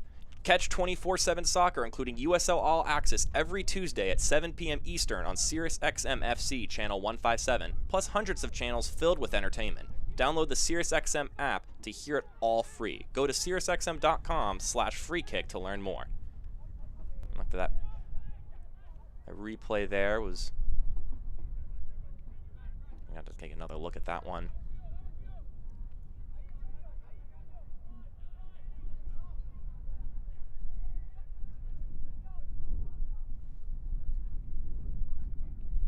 Now Toronto will go back at it again. Definitely need to show some possession in the attacking half in order to maintain some control over this game, so they're not just sitting bunkered in and trying to withstand an endless Tucson attack for 30 more minutes. That's just begging for issues.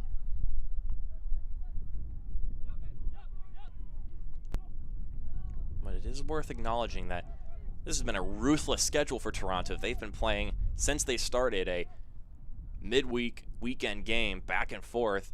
So not a lot of turnaround between games. And like I mentioned earlier, a limited roster. You've just got the guys you brought down with you to Arizona. It's not like you can dig into your academy and get some younger guys in just to freshen up some of your older legs. That's why guys like Garrett McLaughlin, who have been wonderful for Toronto, have not even made their way on the pitch yet. This kind of game schedule will run you to the ground.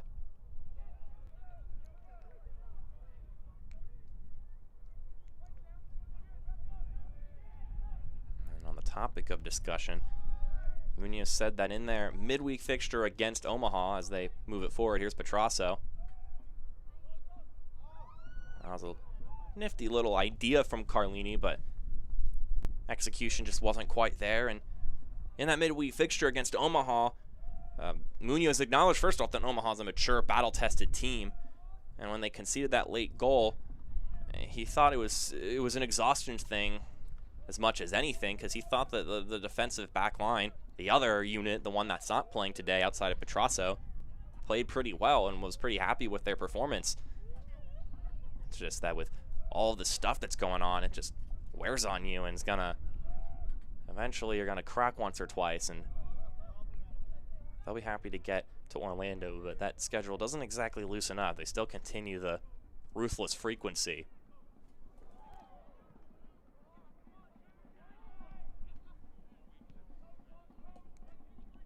I got 4 more weeks of that 2 games a week, the midweek weekend schedule, so that's just diabolical stretch of matches for them. I'll get to the point where they're only playing once a week, and suddenly they'll feel weird about getting all that time between games.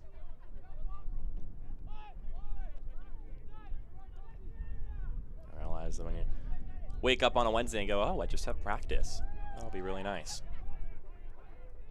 Still got about a month before that takes place, though.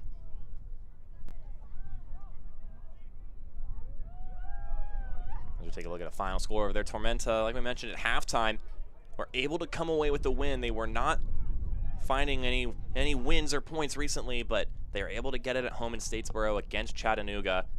Meanwhile, North Carolina FC not able to follow that as this one gets passed inside, looking on that play. Looks like it was Mehdi Asusi who was trying to get the touch on it, and it's Toronto again. Here's Petrasso, weaving his way around. Now Carlini. Can't really find any space with it that he'd like. I'll just give it back to Petrasso. Now here's Asusi. Nothing for them, and they'll just wait. They'll wait patiently. But you got to get some movement from the guys around you if anything's going to change.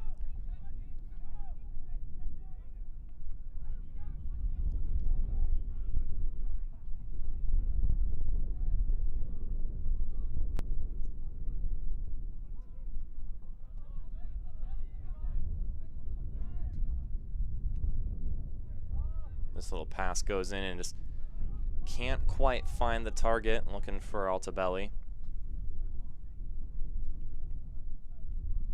And that'll be Tucson ball once again.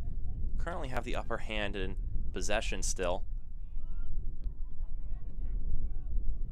And we'll see how this game progresses as it moves forward, but Tucson looking a little more promising on the attacking end. But Toronto's a young, talented team that can spring on an opportunity if it presents itself and capitalize.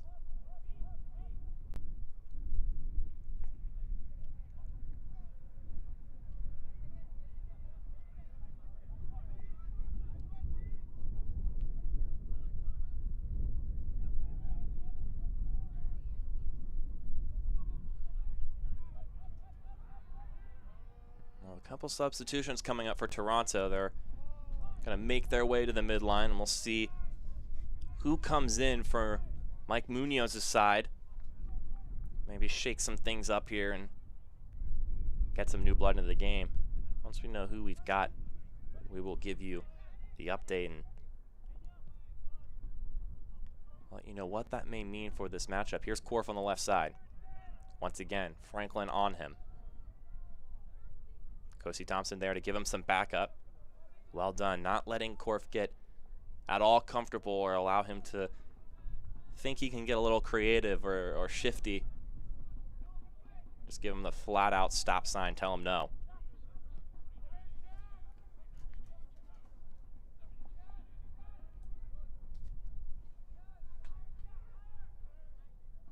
Just got it. Who's going to be coming to the line and subbing in? And it's great news for Munoz. You've got your two main strikers coming back into the game. First off, Stephen Yates is going to get his way into the pitch, and then Garrett McLaughlin, the man of, or one of the nominees for Man of the Month for April/May as teams are coming back in, and been wonderful for Toronto in this opening stretch of the season, and not someone if you're Tucson want to see come into the game. And the two strikers up top are coming out. Carlini in favor of Yates, and Garrett McLaughlin in favor of Julian Altobelli. Both put in a good half-inch sums work, but let's see what the Oklahoma City striker and the Toronto native in Yates can do here with about 25 minutes of action plus change coming in. And these subs brought to you by Right Shore.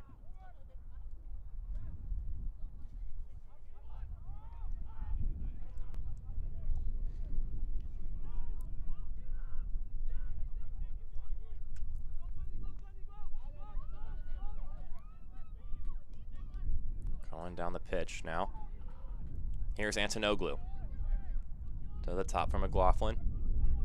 Getting him some self-devolve. Petrasso, either intentionally or unintentionally leaving the ball there for that move.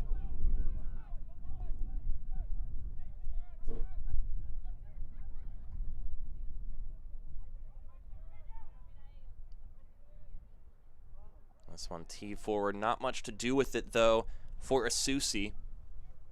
But he will get the throw in. That's Kalen Fox, one of the center backs today, coming from Louisville, Kentucky. This one will be quickly taken. Here's Kosi Thompson. Gets tripped up on that one. It will be a goal kick, though. Schenfeld able to get the ball first there. Just some incidental contact. Schenfeld is sitting on a yellow card, though, so he'll need to be careful about things as this goes forward. Looking at Tucson, though, ever since that 5-1 loss, John Gallis has been really happy with the character from the guys since that occurred. He said that this week in particular, after riding 2 wins, he said practice was good on Tuesday, and that Wednesday and Thursday in particular were excellent affairs on the practice pitch, and thinks that they're all feeling really good right now. And this one will get sent forward, but no one but the back line to collect it. And keep that one in play. I didn't think so. Flag goes up. It will be a Toronto throw.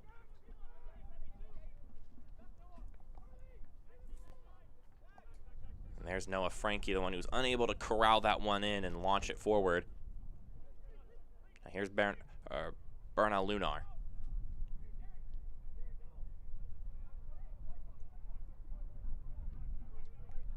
He'll get it to again. He's got some space, but he'll opt to move it forward to Yates. Over to the left side. Petrasa with the cross. Deflected away nicely. He had two bodies running towards it. So maybe a nifty little deflection.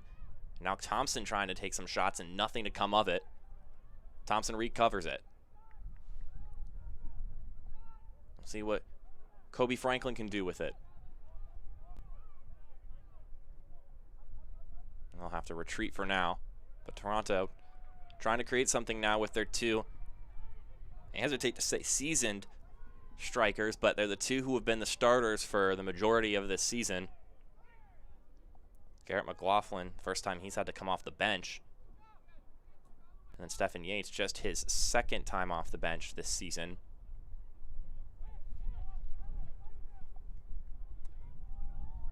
So when we lob forward into the 18, McLaughlin can't do anything with it. And then Antonoglu can't get it past Frankie there. Frankie getting his hands dirty and making things happen for the back line for Tucson.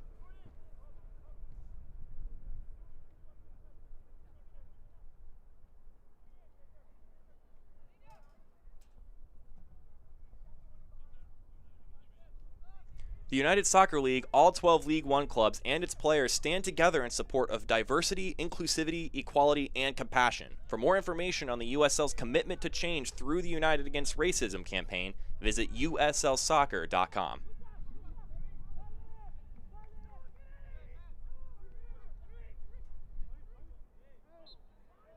I'm going to foul there on Odenbeck, getting a little bit too handsy. Pushing down Bernal Lunar. Now Petrasso. Got loads of space around him. He could keep moving forward. He'll do so. Petrasso can't get it past the center back, though.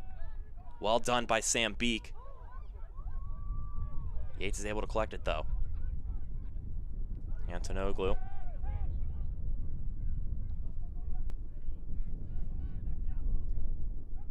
Gonna get a Tucson sub here in a moment. Dakota Barnathan gonna make his way into the game. Has played every minute of every game up to today, but now will only really get the last 20 or so minutes once he makes his way onto the pitch.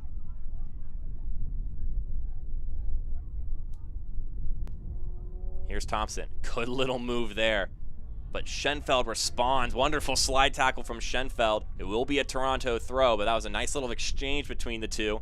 Thompson able to make a move, and then Schenfeld with a wonderful response as we get this substitution brought to you by Rightshire.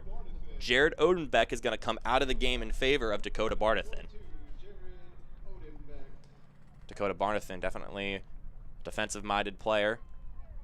Typically starts on the back line, but coming in for a midfielder. We'll see if they change it to a back five or if he'll play a little more of a midfield role here today.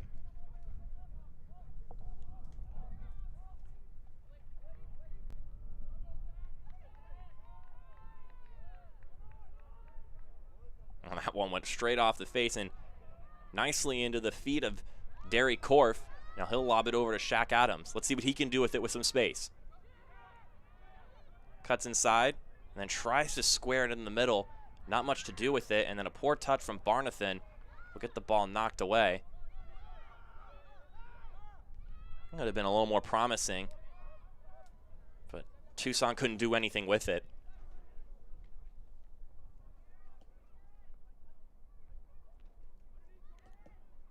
About 20 minutes left, give or take, given added time. 20 minutes before the final whistle, and then 20 minutes before Toronto ship off to Phoenix to ship off to Orlando. But here's Tucson. Korf fires a shot, and that one just rattles the side netting. That was a good little look there from Derry Korf.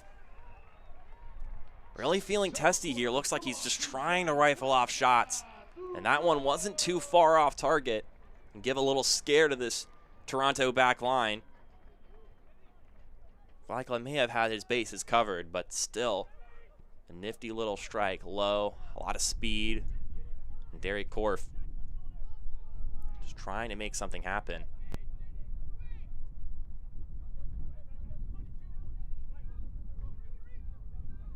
Let's see what Toronto can do here. See there, no. Not a lot of success scoring late game. I've talked a little bit about the exhaustion and another factor there. Here's a cross inside. Can't get past Schenfeld, though.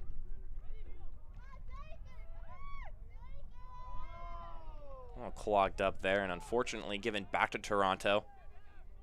Kalikstra not able to get the ball forward.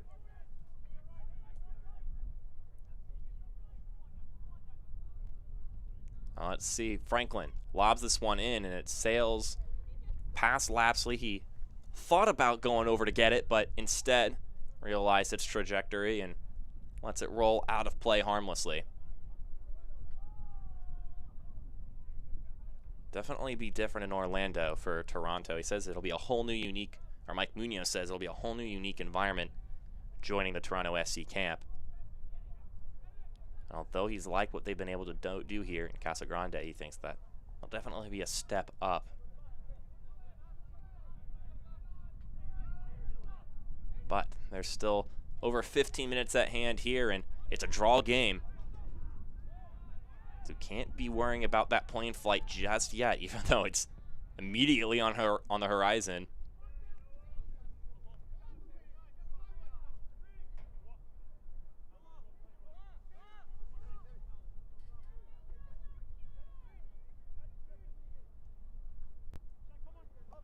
Noah Frankie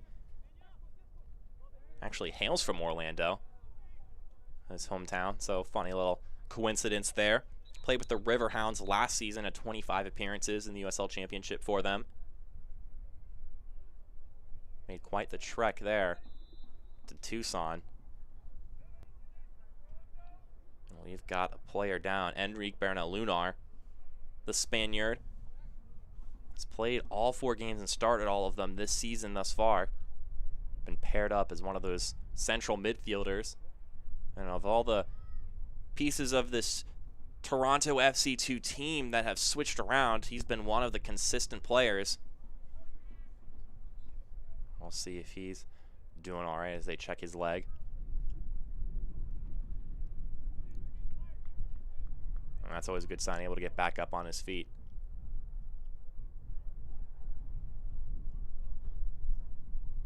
He'll have to come off the pitch. We'll see if he gets subbed out or if he'll find his way back on. Some friendly exchanges between him and Dakota Barnathan.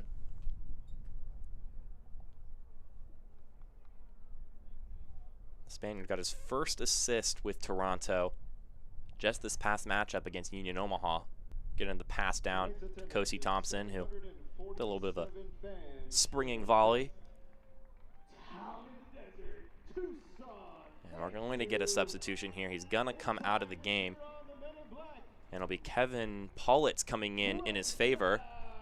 That substitution brought to you by Rightsure. Kevin Politz, a guy who has a lot of experience in the USL. The name rings a bell, of course. That would be because he played for the Greenville Triumph in 2019 and then played for Hartford Athletic. Had about 15 appearances for Hartford in 2020. But he'll come in for the injured Bernal Lunar.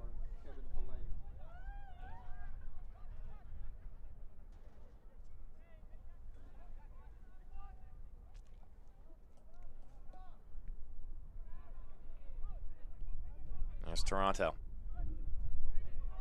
A little under 15 minutes to go plus added time. Petrasso has some space. He crosses it into the middle. McLaughlin with the little dummy tries to get it to Yates, but it doesn't quite connect. It's a nice little idea from McLaughlin to just let it roll. This one teed back inside. That shot had nothing on it. Immediately met a wall. That one's well stepped on. John Tollin Maples making his way forward.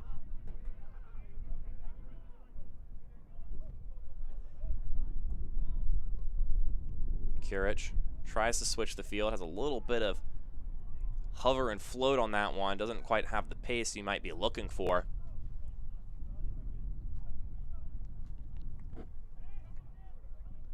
This one get knocked around a little bit. Facing some pressure from McLaughlin. Lapsley's got to get that one out of there. And then we're going to get a whistle from the referee. Let's see what they're looking for here. And we're going to get a yellow card.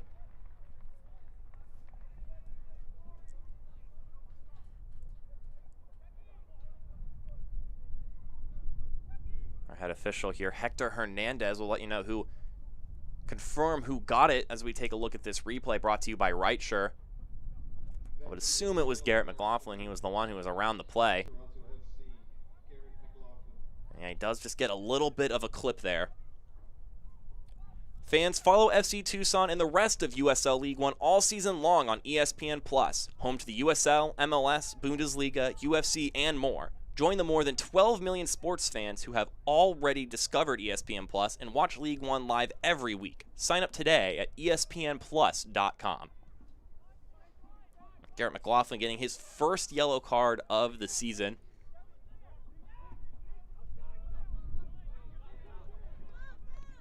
Now Frankie moving it forward. Can Tucson do anything here? They haven't looked at anything too dangerous recently. It's pretty much been Toronto who have been conjuring up any sort of chances. Take a look at this cross. Brings it inside just over the head of Calixtro, and it'll deflect to the feet of Vikla. And then he'll pick it up with one hand, just palming it. I guess the gloves do help you out there.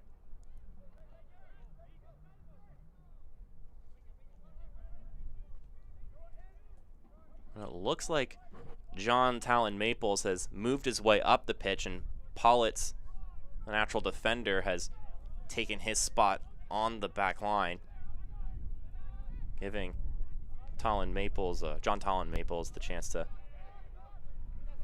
maybe show something in the midfield. He's not able to track down Bedoya there, though.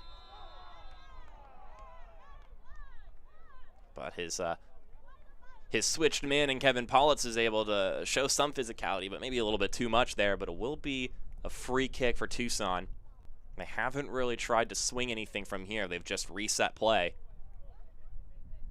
And it looks like they're probably going to do the same thing here. Have no interest in trying a long swinging ball into the 18, despite the fact that their goal was off of a set piece. As we reach 80 minutes total on the day. This one, lob forward, looking for Korf, picked up again, and now we're going to get a whistle. And Korf is going to be called for the foul. We take a look at Korf here. Played in the Manchester City Academy before finding his way over to America, playing some collegiate soccer. And now is here in Tucson, so has quite the resume under his belt. And he has the talent to back it up. When talking to John Gallus this week, we talked a little bit about Delgado as well as Korf, and he said that sometimes in practice you watch them do something and he just says, wow, that is an incredibly gifted thing you just accomplished. That's not something that just anybody can pull off. Korf, always willing to try and work some of that magic in game. Tried a couple of shots, tried to shake some players off, but they're guilty of the foul. Here's Yates. Over to the right side. Franklin now. Franklin's already swinged one ball in, but he can't get it past Schenfeld. And then he'll just loft this forward. Not much there for Tucson, but Toronto continues to press forward. Time is of the essence now. Do we just have a point here on the second leg of the Desert Derby? Or is there another goal hiding here at the conclusion? Here's Petrasso now.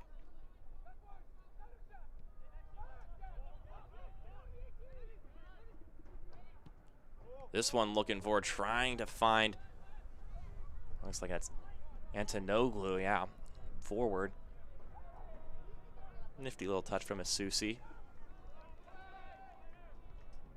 And still nothing from Tucson. They've sort of resorted to just lofting the ball forward. They don't look as possessive as they did when the game began, and that possession stat that they were dominating after 45, pardon me, has dwindled down to 55%. Here's Shaq Adams. Tries to tee it inside, scuffles around. No one's going towards it. Would have thought maybe there was a whistle there. But really, just everyone stopped play.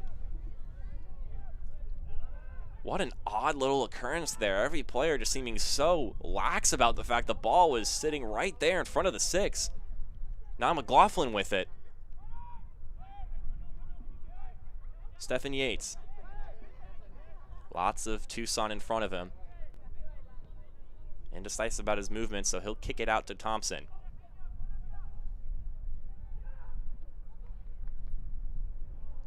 That was a inventive little pass trying to find Thompson, but weren't able to connect on that one, and it'll just be a goal kick. And then we'll get a whistle from our head official, Hector Hernandez. Let's take a look at what transpired a moment ago. This was just an odd occurrence. Korf looking to cross it in. Shaq Adams tees it up and just scuffles, and then everyone just stops and waits for the ball. That is astounding. Calixto doesn't even try to go after. There were 2 players in between him, but you think when you're that close to goal, you just go for it, as Kobe Franklin will make his way off the pitch, limping a little bit, in favor of Rohan Goulburn, making his 5th appearance on the season. So he's made his way into every game this year and has started 2 of them. I think that's a night well done by Kobe Franklin as well. Talked about how he needed to do better in this fixture than last time. I think he's definitely stepped up and done his best to slow down Derry Korf. And that is the last substitution that Toronto can utilize. So this is it. Only got about 6 or so minutes left. Now McLaughlin does a little nutmeg there to Yates. He'll give it back. Tapped around a couple of times. Petrasso. He could switch it over right, and he does so. Here's Thompson. One-on-one with Korf. Decides to lay it off. Goulburn with the cross. Gets through a couple players and then cleared out by Frankie with his head. Now Bedoya. Tucson hasn't really shown any threats recently, but time is clicking, and maybe a little bit more urgency will be shown by them as this game wears on.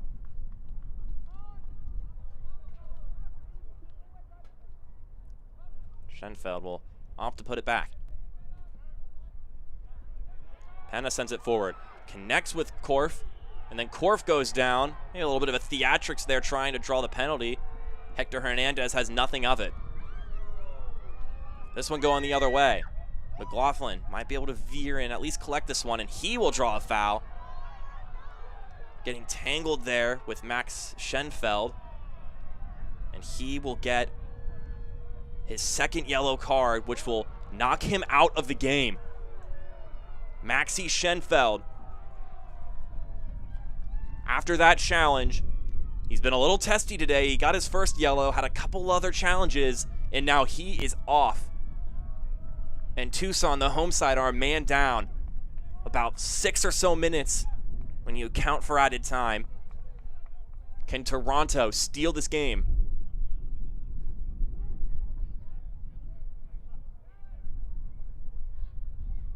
Red card issued to FC Tucson, number 19, Maxi Schenfeld.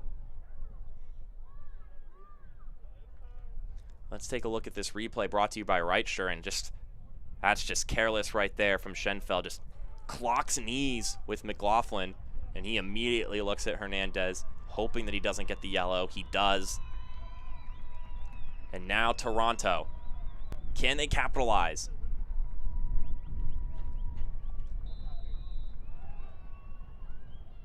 This ball, it's good, comes in, but just a little over the head of McLaughlin and company, and Lapsley's able to collect it. Now Tucson, at this point, you come away with the point here. You're a man down. Do you just settle things down and hold on for this last little bit, or do you keep attacking? You're at home, and you're on a 2-game win streak. How confident, how cocky are you feeling? We'll see as this transpires. I don't know, a little bit of a precarious pass there from Wallace Lapsley. A gifted little throw in here.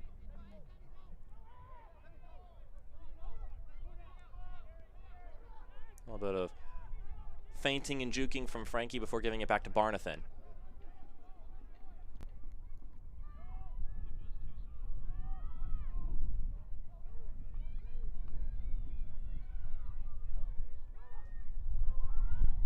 This one moving forward, Frankie.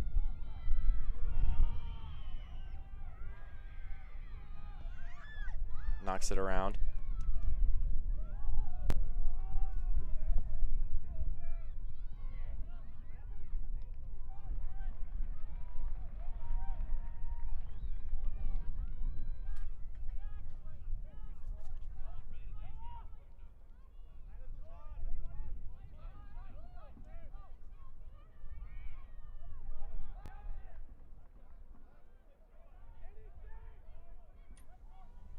Here's Korf moving his way forward.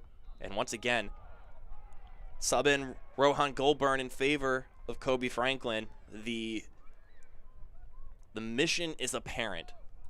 Korf, if he has his feet on the ball and it's the attacking third, he's going to get a pair of players working on him, which is something that Gallus said they needed to improve. Or, pardon me, that's what Munoz said they needed to improve. They needed to work on individual and paired defending. And they have emphasized that, especially on Derry Korf. But now Tucson, a set piece. Numbers don't matter as much here as we approach 90 minutes total. This ball swings in. Tucson gets a header on it, Sam Beek, but can't quite do too much with it. No foul called. Now on the other side. Here's Kalen Fox. And he'll give it back to Penna. This one, lob back inside one more time. He's got Fox. Let's see if he could do anything with this. He's able to collect it. Now Frankie, once again, lobs it inside. Couple of heads on it, and then very nicely lobbed out with a high boot from McLaughlin. Now here's a shot. Whoa, what a save! Punched away by Andreas Vikla. Not sure if he got his hand on it or if it struck the crossbar. We'll have to take a look at that again the next time play slows down.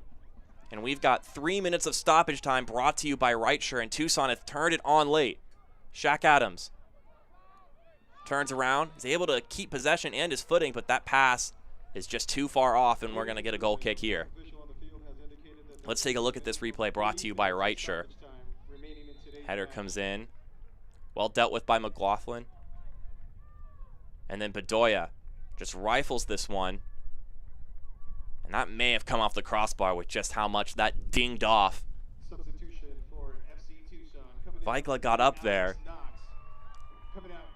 but it did make its way off the crossbar, hitting some of the woodwork.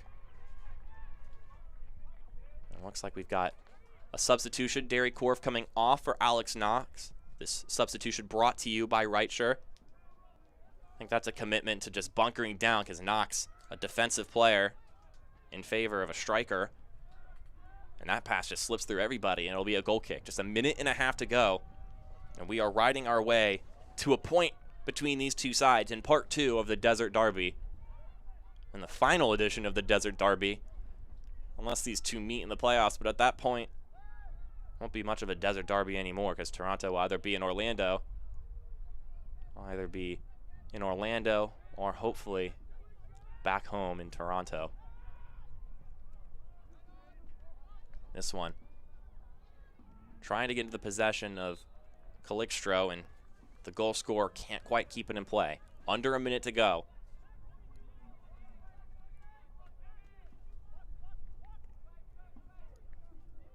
John Tollin Maples on it.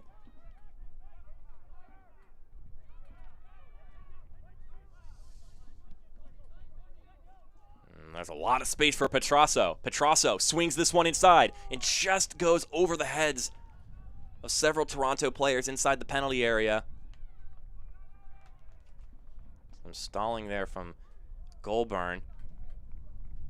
Under 15 seconds to go, plus the discretion of Hector Hernandez. But it looks like this one might be winding down, and that may have been the last chance for anything to take place. Some issues commanded by Alex Knox, but he's going to take his sweet time. And there's your final whistle. 1 apiece between these two sides. Toronto get yet another point in the finale of their Arizona adventure of sorts. And Tucson, maybe not a 3rd straight win, but get another point on the season. Still on the right track. A good game from the two sides.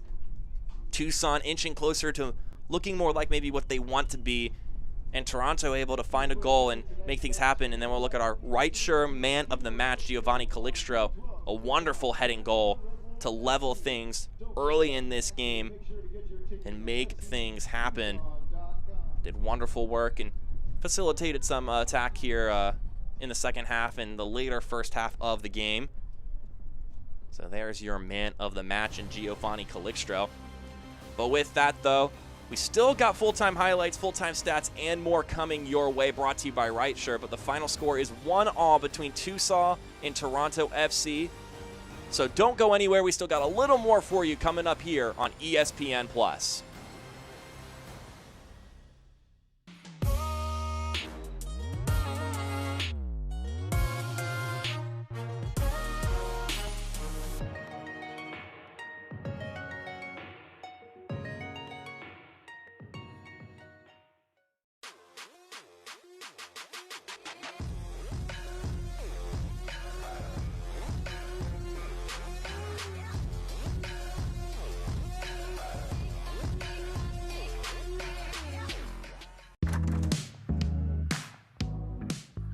Kick off your shoes and go barefoot with us. Laugh with us. Yes, girl, with us. Surprise with us. Good times with us. Celebrate you with us. Strike a pose with us. Swap with us. Sip barefoot wine with us. Put down your phone and relax with us. Be you with us. Barefoot with us.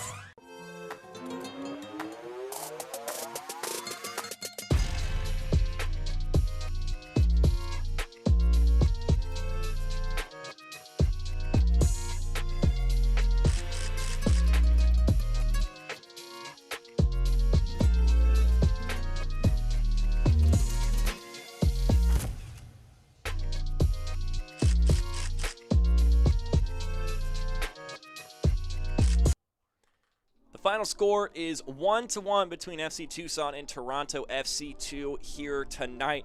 Let's take a look at some of the highlights from today's match. But before we get to that, we need to look at our play of the match. Giovanni Calixtro was the man of the match and was able to also notch down the play of the match. This goal, the header, a nice response after going down early, presented by Right Sure. Just a nice little header. That was a clump of people all in one spot, but Calixtro able to still get the form and knot it with some nice high pace as we now take a look at the highlights here between the two, brought to you by Right Sure. Starting off, of course, a wonderful cross from Kobe Franklin, a wonderful touch from Antonoglu, and then he just has to put it away, and he does so. Chases down the touch and puts it away. Wonderful work from him.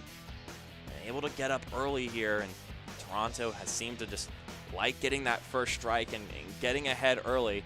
Like Kobe Franklin again had a wonderful match. A lot for the defensive side and was also to notch in an assist. Meanwhile, Antonoglu, second goal of the season and second against FC Tucson. Now let's take a look at that play of the match. Once again, the header from Calixtro.